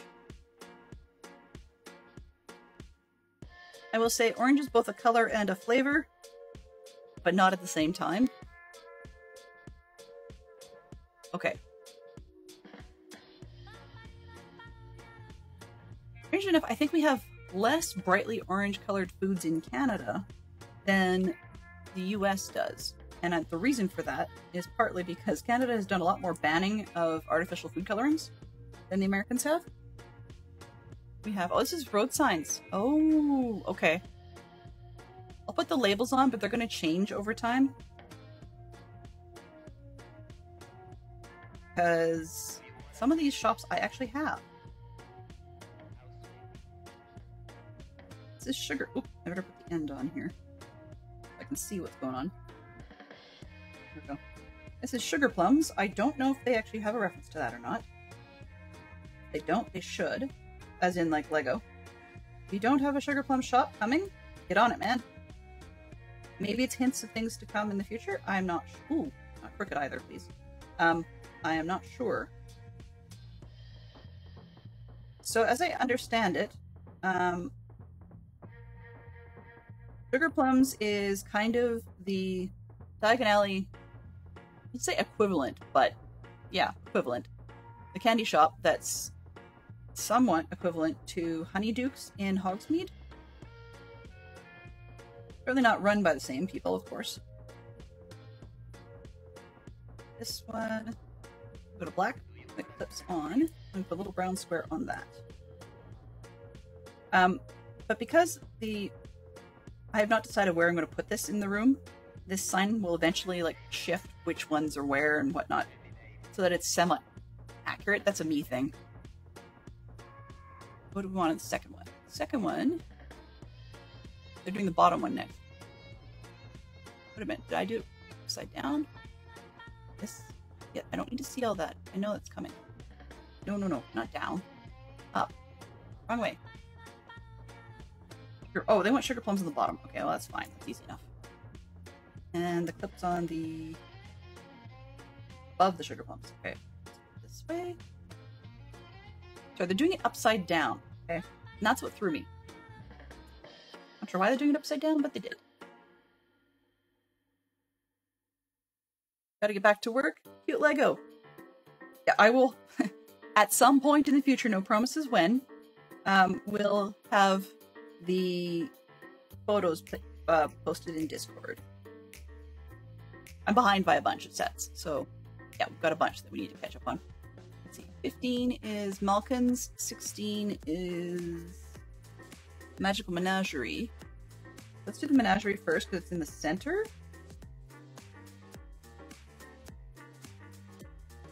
Awesome. I'll probably cross post to both Discords I'm a part of.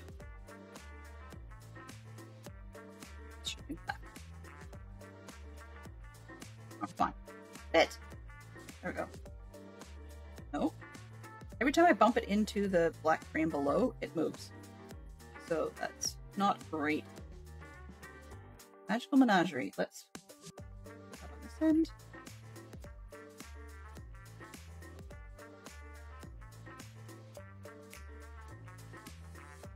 Yeah, so I'm hoping, because Madame Malkin's robes is in the other set I purchased, and supposedly that they're going to be having more. This is moving too much. Because they're supposedly having more coming, in a modular sense, then I'm hoping that these two that are referenced here, the Sugar Plums and the Magical Menagerie, are going to be sets. That would be really nice. The Magical Menagerie would give opportunity to once again showcase more of the Fantastic Beasts, and could even potentially offer an opportunity. We already had an owlry or whatever, but we could offer an opportunity for LEGO to make use of and or reintroduce some of the animals that were either talked about in the books as pets, or else may have already been in the pipe for like some of the Fantastic Beasts sets that were ideas before the movie series got cancelled. Yeah. I kind of disagree with that having happened. Can't win them all. Okay, so we've got Madame Malkin's.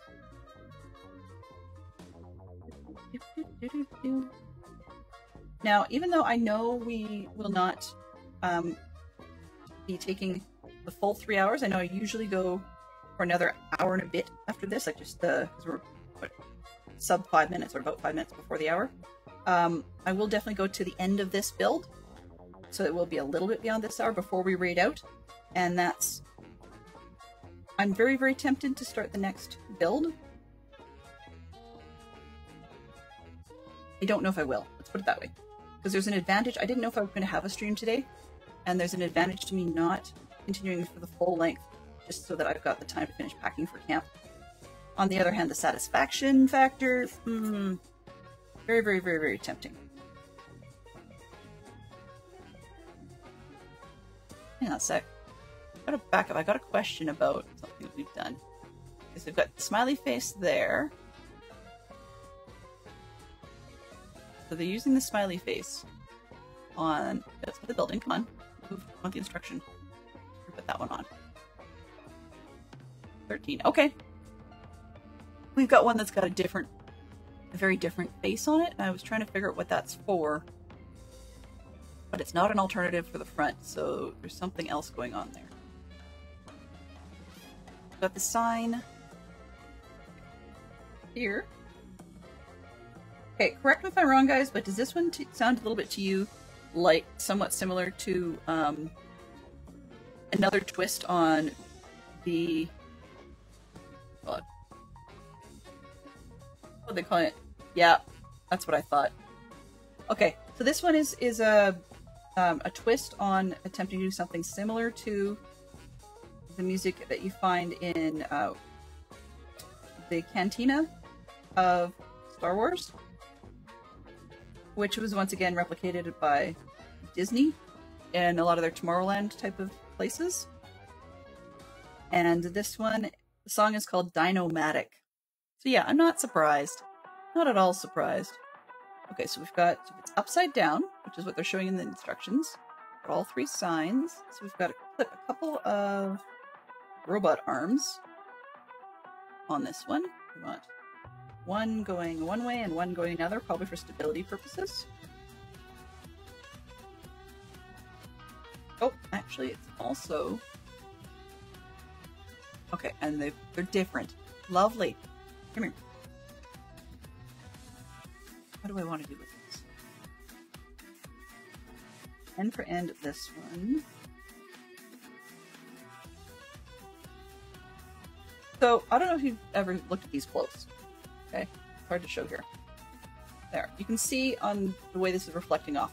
The claw at the bottom has a very square, like almost T sort of intersection with the hand. But the top one, that's close to my hand, is sloped. Smooth. So, I didn't notice that difference before, but it definitely makes a difference in how things behave. Okay, and then we put a rod. These kind of rods, these are what they were using for wands in 2011. That's what all the characters had.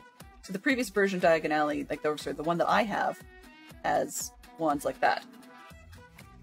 Things have moved on. Just a little. Any moment here, I'm going to start hearing clattering from upstairs as my kids come home from school.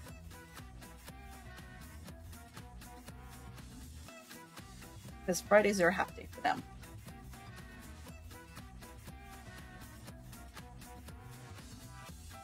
Not centered, and that's bugging me.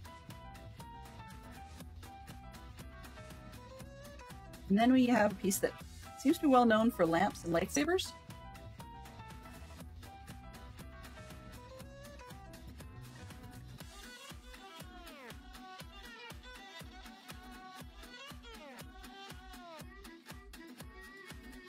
It's our signage, so I'm going to make it sort of straight.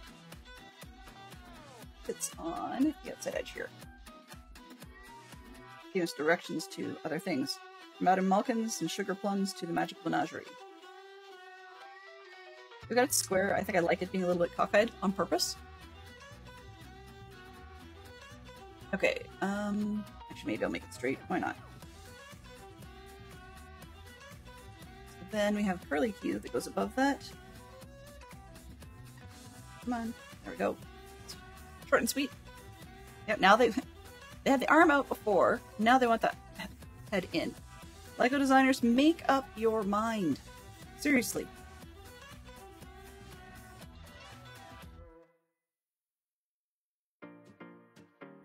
Sort of showing the rabbit, but sort of not. It's just, yeah. Must be 7. Okay. This one.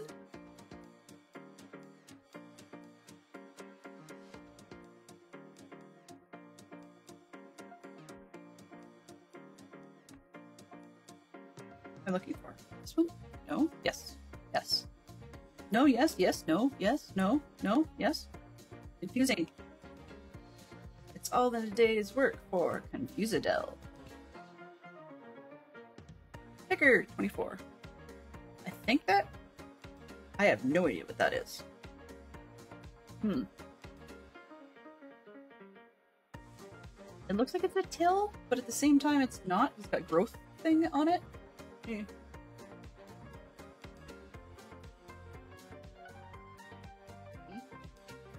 Stick. Oh, square. Come on, guys.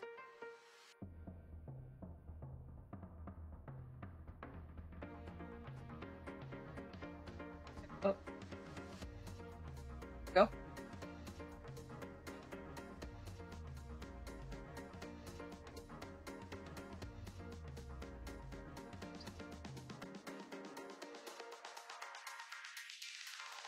So I don't know what that's for. It looks like a floor cleaner, to be honest with you.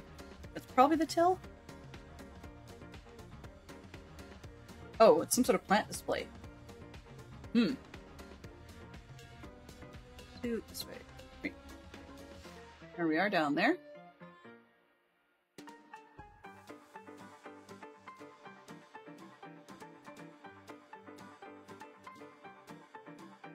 There was a time my brother was learning to play rag when we grew up. And we both really appreciate how that stuff sounds. He never really got into like electro swing per se. For a while he was trying to do... He got sick and tired of doing the fancy-pantsy, conservatory stuff that you learn with tons and tons of like classical music. Or even modern written classical style music. You get really sick of that.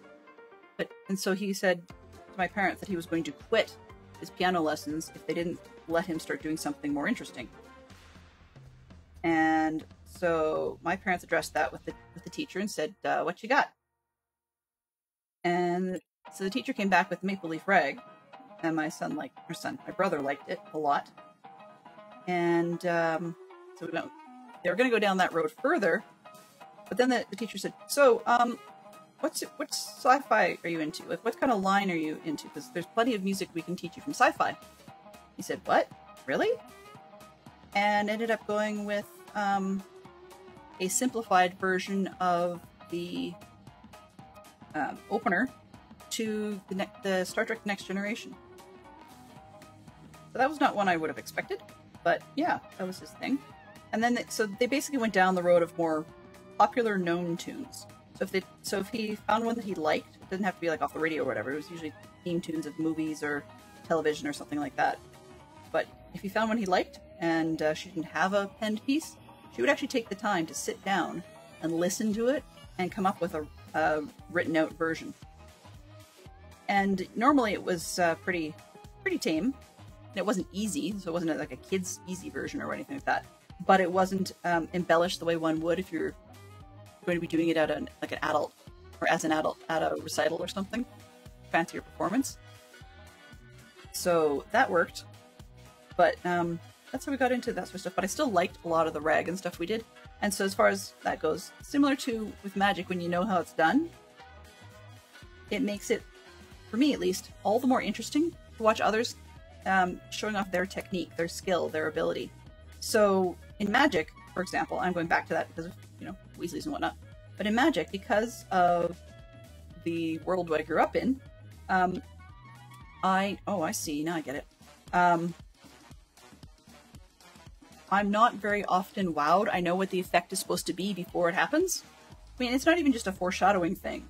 Like, I've seen this. I know where this is going. And, but it always impresses me when I get my guess on the technique incorrect, which is kind of nice. So it's kind of like watching the TV show with Fantastic Sherlock Fox of Penn and Teller's Fool Us. We stopped doing that. We used to watch a lot of it via YouTube and stuff like that. We used to watch a lot of that, and then both of us would do, like, we would pause the video when they were having their sort of edited out commercial break. And the boys get to chit-chat about how they think the trick or the illusion was done, so that they can tell the magician when they come back from break. And either that or when they've had just the... I don't remember the two actors that they've had, but anyways, the two hosts. But we used to pause it there and then sit and discuss how we thought it was done. And I don't remember the fancy names for a lot of the illusion abilities, not abilities, techniques or gimmicks. I really don't remember a lot of that. However, I do remember enough of the hows and the wheres, and I can explain it. And it's not just me. Like, early on when we were watching together, I would almost always be able to explain stuff ahead of Fantastic Sherlock Fox. Or sometimes because I knew I didn't want to, I wanted to share because, that's part of who I am, the whole ADHD thing. In the oversharing business, we don't shut up and we interrupt and we go on at length about things because we hyperfocus and so forth. Anyways, but I learned fairly quickly. It wasn't just me as a kid with my friends seeing how destructive it can be to take away someone's wow. But after watching enough of the episodes, for a while we did it so that we'd discuss it. Do we know how it's done, etc. And if Fantastic Sherlock Fox did not have an idea for himself, and I would maybe say, well, what about, is it similar to, do you think it might be like whichever other one we'd seen already? So I'd go that far, but I did more or less stop with the outright ruining, I guess. and I mean, I will admit, on occasion I got fooled too. I mean, so do the boys. That's kind of the point of that show. But, it's the point of that show, but, we also got to the point where eventually even Fantastic Sherlock Fox was getting very good at the guessing. We've seen enough of them, between that and other things through my extended family, etc., that, yeah, he got to be pretty good at it, and I don't know if he appreciates it as an art quite yet. I'm not sure that he ever will, nor necessarily should he, but I think he appreciates more of it. And one of the disadvantages of people in my family getting older, as most people do, you know, not most people, but like, when you get older, some people end up forgetting a little bit. My dad's kind of forgetful in some areas. Not just a senior thing. I think there might be some history there, but anyways, point to that comment was to say that sometimes he's showed us something, and then like 6 to 8 months later, he has completely and utterly forgotten he showed us that. And for some reason, something he's been doing or reading or whatever has brought it back, a particular illusion back to mind. So he wants to show the family again. And the sad part is, because I grew up with a lot of that, but also having seen him do some of his illusions over and over and over again, for good reason, that I even know all the pattern lines that he's likely to have used, or to be using. So it's harder for me to be quiet now than it used to be. And so it always surprises me when he makes a change to the pattern lines, but it's not necessarily a good change, which is part of why I'm glad he's retired. Because it's a good change, great, but sometimes it's an awkward change in that he either rephrases a joke that was a part of the pattern in the past in such a way that it's not as funny anymore. Or frequently when that happens, it's that he's accidentally pulled out, like not used, a pun that used to be a part of the joke in the past. Okay. This one says, you guys can read this, puking pasties. So it's a candy that basically would make you Ralph. In terms of, say in Valheim, we have, in Valheim the game, we have bukeberries, and they would do the same thing. In Sea of Thieves, we have like undercooked raw food or just drinking too much grog. Now, a lot of those things, although there's achievements for the various things, the drinking too much grog thing, I will never really be able to go down the path of too many of those achievements, partly because A, they don't really get you much of anywhere in the game. As much as my son maligns me, I do like achievements that are fun, but that one doesn't get you very far. So yeah, you can see where this is going. But the ones that actually involve your character having loss of control of motion, either they move without you having to do anything, or that you can't make them move when you want to, or they go the opposite direction, or like it seems really, really random. And I mean that fits for the nature of being inebriated. It just doesn't work for me as a player because I feel pretty nauseous when that happens. And the screen's all wibbly wobbly and everything else. Plenty of you that know me know that I get motion sick in a lot of games. And so that one, I mean, if I go to do a run, or maybe that'll be the point to the run, we're going to run through a bunch of those ridiculous achievements, get them over with, then I will probably, take like vehicle motion sickness medication before we play, but I'm still not sure that's going to help a whole lot. I tend to get annoyed with the character when it does that too. Anyway, but something like this would be useful. Usually it was used in the books early on for either A, tricking your friends, the picking pasties, or B, trying to get out of a test or some assignment or something that you didn't want to do. 1, 2, 3. It's here.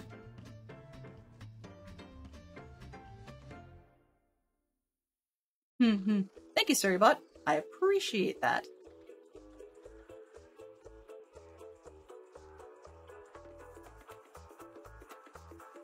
Odd. Sorry, the odd part is that in both situations where we've had Huh. That's really interesting. Just checking.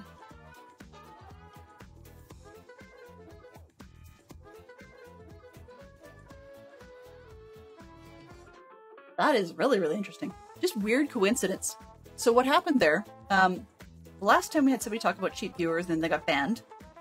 Immediately afterwards, they posted the thing about witch commands, which is odd because I was trying to figure out what triggered it. And, yeah. So things were cute and people got banned or whatever, and it posted that one. And then this one, somebody said about more cheap viewers and they got banned, and the same one came up.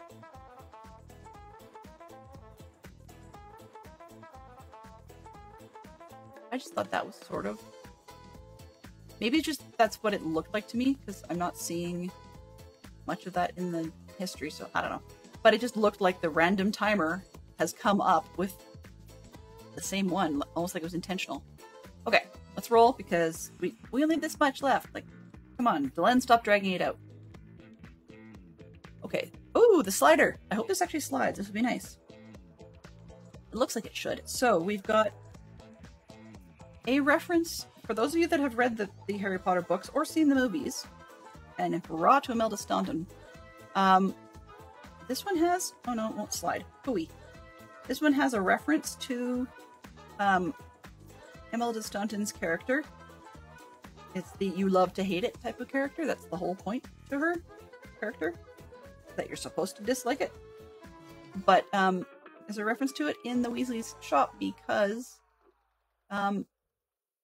Dolores Umbridge is the reason, I should say the reason, the catalyst for the Weasleys to quit Hogwarts and to go into business for themselves. Now, at one point I had wondered for myself, does oh no, that's upwards. Okay. Does that mean that since the Weasleys didn't complete out their last year, and I mean, it doesn't necessarily matter as a business person for them, because they just went into business. It's not like you need to be able to have a good resume to apply with the Ministry of Magic for being an Auror or something. But it does make me wonder, did that mean that the trio of Potter and Weasley and Granger actually get more schooling than the Weasley twins? And it turns out, no, they did not. Now that I think about it. Because I think the Weasley twins were, well, they were older, but I think they quit after their 6th year rather than their 7th one. And events transpired in Harry and Ron and Hermione's 6th year that encouraged them too not to go back for their 7th. And yet they still both got decent, or they all three got decent jobs.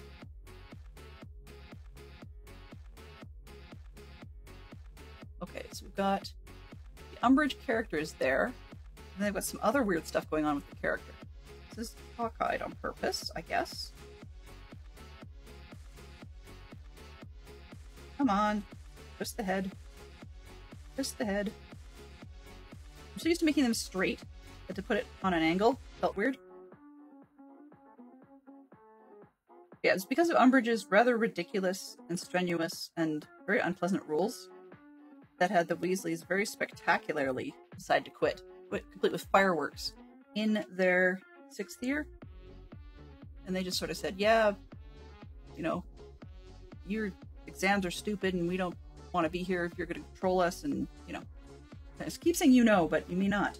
Anyways, they did not want to stick around, and that was very clearly announced. That's down. They're building it that way up, but then we're going to install it the other way around on the sides of the Umbridge character, which I think is the supposedly the offset balance for the character that was going back and forth on the rod in the films. So we have 2 of these.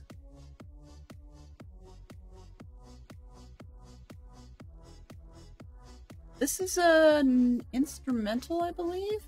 Clearly. That is called The Carousel of Life. Different? Alright, so yeah.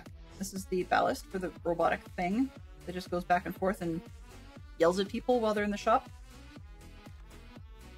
You better not be stealing, and sort of wonderful things of that nature. Okay. Then she's installed the inside here. Maybe it doesn't look the same, but I think it's close enough. It'd be nice if this could actually slide. But I think that would be a Technic rod or something, and I'm not too bothered about that. But we have extras? Really? That many extras? I guess so. Yeah, I guess so. You can think of where every single one of these parts belongs. And this would be a good spare for every single one of them. So, I guess that's it. It's quicker than I expected. Ooh. If I hadn't talked 15 minutes worth of time over the whole thing, we could have finished at the top of the hour. Alright. Yep, all the stickers are gone, and... Okay, so, I'll give you a quick tour of this one, then I'll bring out the owlry that we see in the bottom there. An owlry, sorry, the owl post shop. So this is the inside. We've got all kinds of things to reference. We've got Fever Fudge and Weasley's Boombox stuff and Nosebleed Nougat, Fascinating Fancies. Not sure what that is. Lollipops of various sorts and kinds and stuff. I think that's supposed to go sideways. So, flying widget-y stuff. Peruvian Instant Darkness Powder turns out to be what that strange rock was. Over there. And then we've got sticky trainers, which I can stick a minifig to. And it shows you them walking up the wall. So that's the inside. Here's the quick tour of the outside. The shop sign. It's a little bit crooked, but that's not a big deal. We're going to have a scale area of this height. Okay. Now, let me connect on. We've got pins on the side on this corner. Let me connect on the owl post shop. Show you what that looks like. So the owl post shop. Here's the outside. We built. And I just knocked the sign, so that's my fault. Right, and then on the inside, you can see the post is stacked up in the back. But it's also got these little ridges, so theoretically the owl could drop the post in the top and it falls down and ends up in the bottom. And I've seen pictures that suggest that you can do that with a letter that they give you to put in there. I don't know where the letter went, but I know I have extras elsewhere, so I'm not too bothered. I think it's probably in the hands of the minifig that came with it. And then they suggest that this one has pins here. So we can either put them on this side with the pins we've got there, and it's a closed back shop, or as per the suggestion on the set, we can use the pins here, not here, sorry, on this side to connect the shop this way, and then it becomes an open back shop, so you can actually get access to the inside. I'm not entirely sure I like that because of the other signage here being blocked. But that's always, you know, easily adjustable down the road. It's not a huge deal. Okay. We're in the inside, so we've got the whole rigmarole. Alright, so for scaling purposes, I'll give you a quick look at the next box for next week. Where is... Oh, there it is. Excuse me just a second.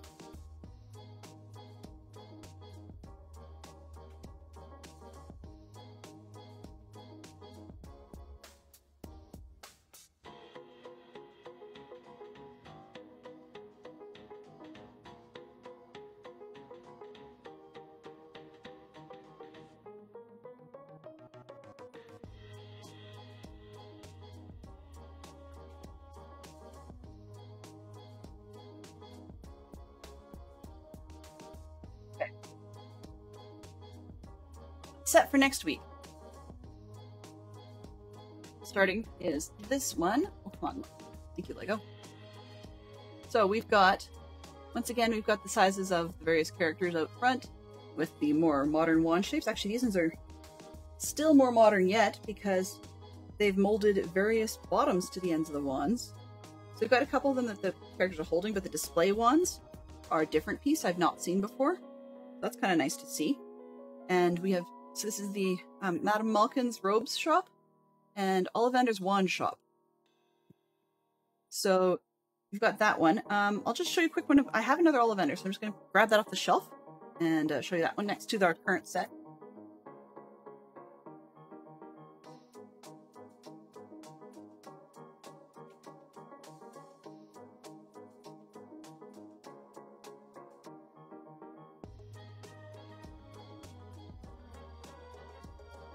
You'll have to forgive me, this is very dusty. So we have Ollivander's wand shop. Okay. And giving you a rough sizing reference. This is the Ollivander character from that shop. You know, so it's not bad. Not bad at all. It is two stories high. And that was before most of the movies had referenced it. So it's nice, looks good, but we're definitely going to be rebuilding, or one of the wands on the inside fell out. We're going to be redoing that because the new set, as we saw before, so the picture is not quite 1-to-1. Oh, come on, Lego screen. Autofocus, please. I know we've got glares, I get it. Okay, so this one, the scaling's not quite 1-to-1 on the box, right? Pretty close though. But you can see that if I line up the bases, we're actually almost the same height, just a slightly different styling of the shop. So I'm not sure what I'm going to do with it long term. Whether I'm going to prefer the old one or whether I'm going to prefer the newer one. If I did switch it out, I might switch out the newer one because it looks like it has opportunities to be made into an alternative style shop. It's a little bit more generic looking than the old one. The old one seems to be quite classically quirky. But I am aware that if I did switch it out, then I'd have to do something with these panels and replace them with something else. But on the back side, in comparison, part of why we're doing this, is the new shop had, oh, we've got a lot of glare. Sorry guys, I'm not sure what to do about that there. Try that. Let's just turn that one off then.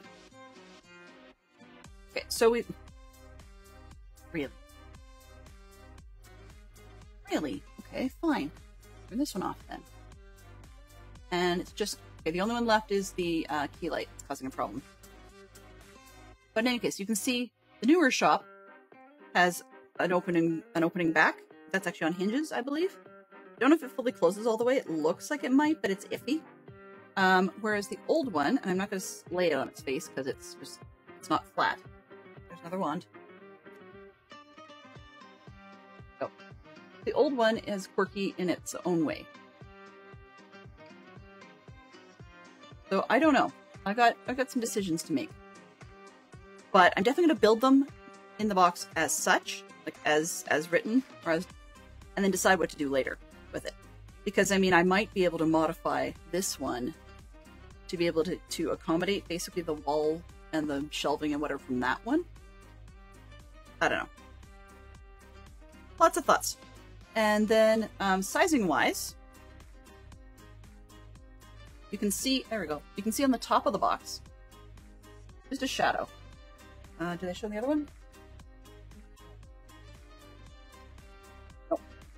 On the Weasley's box it doesn't show, but this one, they're showing, here's the Weasley's one we've built, with the owl post on this end. And they've got Madame Malkin's and Ollivander's, okay? So keep that thought in mind for a split second.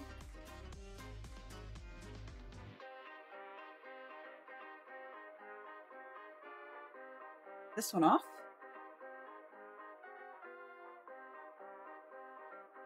So if we were to do something similar going the opposite direction. Age-wise, we mix it all up. I dropped that. Oops. I'm breaking the desk. That's great. So here's what we're talking about scale now.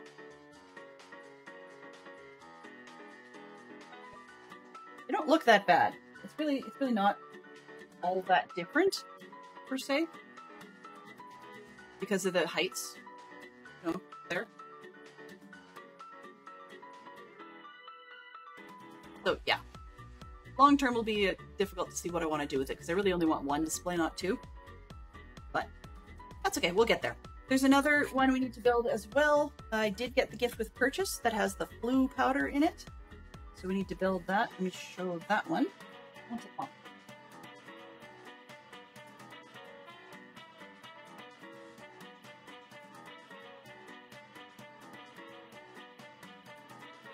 So with the flu powder,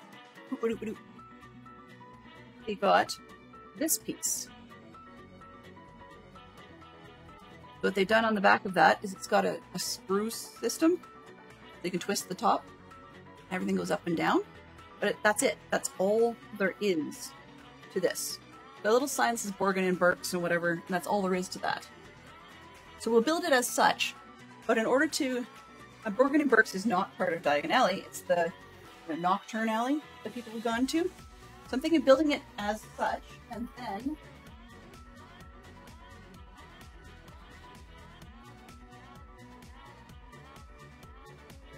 deciding whether or not I've got the ability to retrofit it into Borgin and Burks. It's dusty. I have a lot of things to do. I'm probably going to be allergic to my set eventually. But Borgin and Burks was dusty, so I'm not too bothered. But then we've got like the little magical case where, you know, Draco was able to bring in the Death Eaters and Harry got himself stuck in. You know, and then we've got this referencing the flu for the flu powder.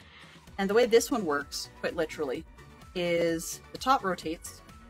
So you can surreptitiously twist it, you know, so it's backwards, stick your character inside, and then rotate it back around, have it show. And that was the Borgin and Burks flu in the earlier set. But given the scales, might actually work out to retrofit this one onto this one in a way that would be minimally destructive. And I just end up with extra height in the top. So yeah, I'll have to see what to do with that. I think because we've got this extra height section in here, which is not related to the case in the bottom, like there's actually a cover there, then I actually could back the case out onto this wall and use this height up inside there. I'm not sure, but yeah, so I've got some ideas and some thoughts and stuff. If I ever get around to mocking it, like, or monstering them together, then I will let you guys know, but we're going to build them straight out of the box as they are designed. The reason I want to do it is because it has the pins to be able to connect, or the spacing to be able to connect to the Weasley stuff and the other Diagon Alley stuff, which doesn't work for me because, of course, that wasn't supposed to be in the same street. So, there you go. There's my blah, blah, blah, blah, blah rant thing, commentary. And I just broke that. But that's some of the things that are in the pipe. Now, last but not least, very last but not least, promise. Keep saying, oh wait, there's more. No. Lego-wise, that's just about it. So, the last piece I was going to tell you about is one more build we have in the pipe. I've already shown a picture of it. But in order to get that particular gift with purchase, because that was not a cheap limit, we had to throw one more thing on the kit. The Madame Malkin's and all the vendors was not quite enough to get it there, so we put this one in the bag. Now, while it may not be everybody's cup of tea to have yet another Buckbeak, I like the way this one's very detailed in the wings and stuff, and it looks more... It's a little bit bigger, so the scale isn't playable, per se, but it looks more majestic, I guess, elegant, whatever. I liked it. That's my key. And it actually has... It's posable, so that's helpful because And you can pose it sitting down, for example, or as you can see above, there is room for people. But also they've got the wings spread. You can see here, and up in this picture up here, they can also be folded away. So you can fold up the little feathers on the edge. Okay, there we go. You fold up the feathers on the edge and then fold this wing in. And because of the hinging up here, it actually allows them to tuck away up against the leg, more or less. So that actually is something that really intrigued me about being able to put it in multiple poses.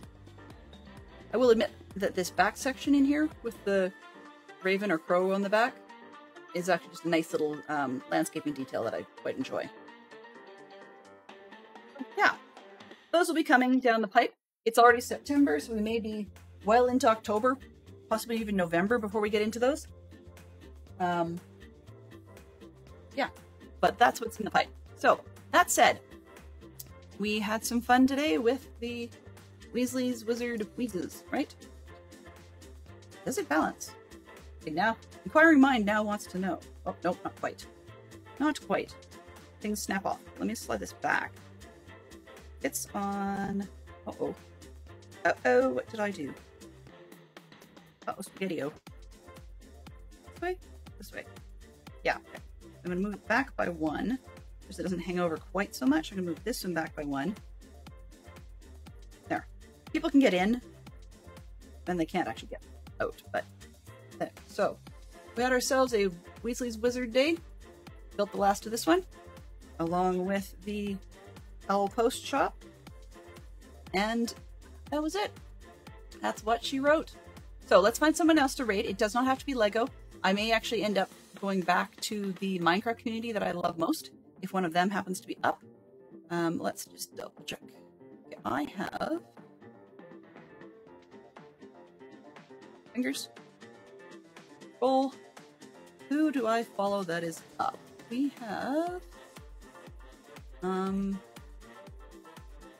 Wolfen is still up. I don't know how long she's going to be doing that. She's actually working on... convenient. She's working on more of the... what's it called? Transfiguration Courtyard building for a Hogwarts castle build in Minecraft. So I think there's some other ones. I've got... Actually, no. I've only got one other one that's doing Minecraft, and I don't recognize what they're doing very much, so I think we're going to go with Wolfen. So please do give her our best. She may only be up about another 10-15 minutes or so. I'm not entirely sure, but we're going for the ride. So let's give her our best. We'll head over there, and yeah, that's probably the best thing to start with. And then I'll just give my specific thankses. Thankses? Words. Let's get this raid started. Mischief managed. Mischief managed? No way. All right. So, thank you everybody for coming by. If you were just lurking or if you were in and out and doing other things, I appreciate you very much. As always, it's great to share some time with you, and I build some for me and some for you. So, thank you for coming along and enjoying with me. Otherwise, I will be back. Yes, I will be back on Monday, I believe. I think, maybe. There we go. I'll be back on Monday. Doing some more Minecraft stuff. We do not know yet what we'll be working on, but we'll be working our way towards more Beatles-themed projects. And until then, thank you very much to the new followers, and thank you very much to Lushkin for spending a bunch of clues, and Fantastic Sherlock Fox for dropping in as our moderator today. Also, thank you very much to Conversation from Mike Burton, C. Burton, V, and we're headed off to Wolfen. So, have yourselves a fantastic weekend. Bye-bye for now.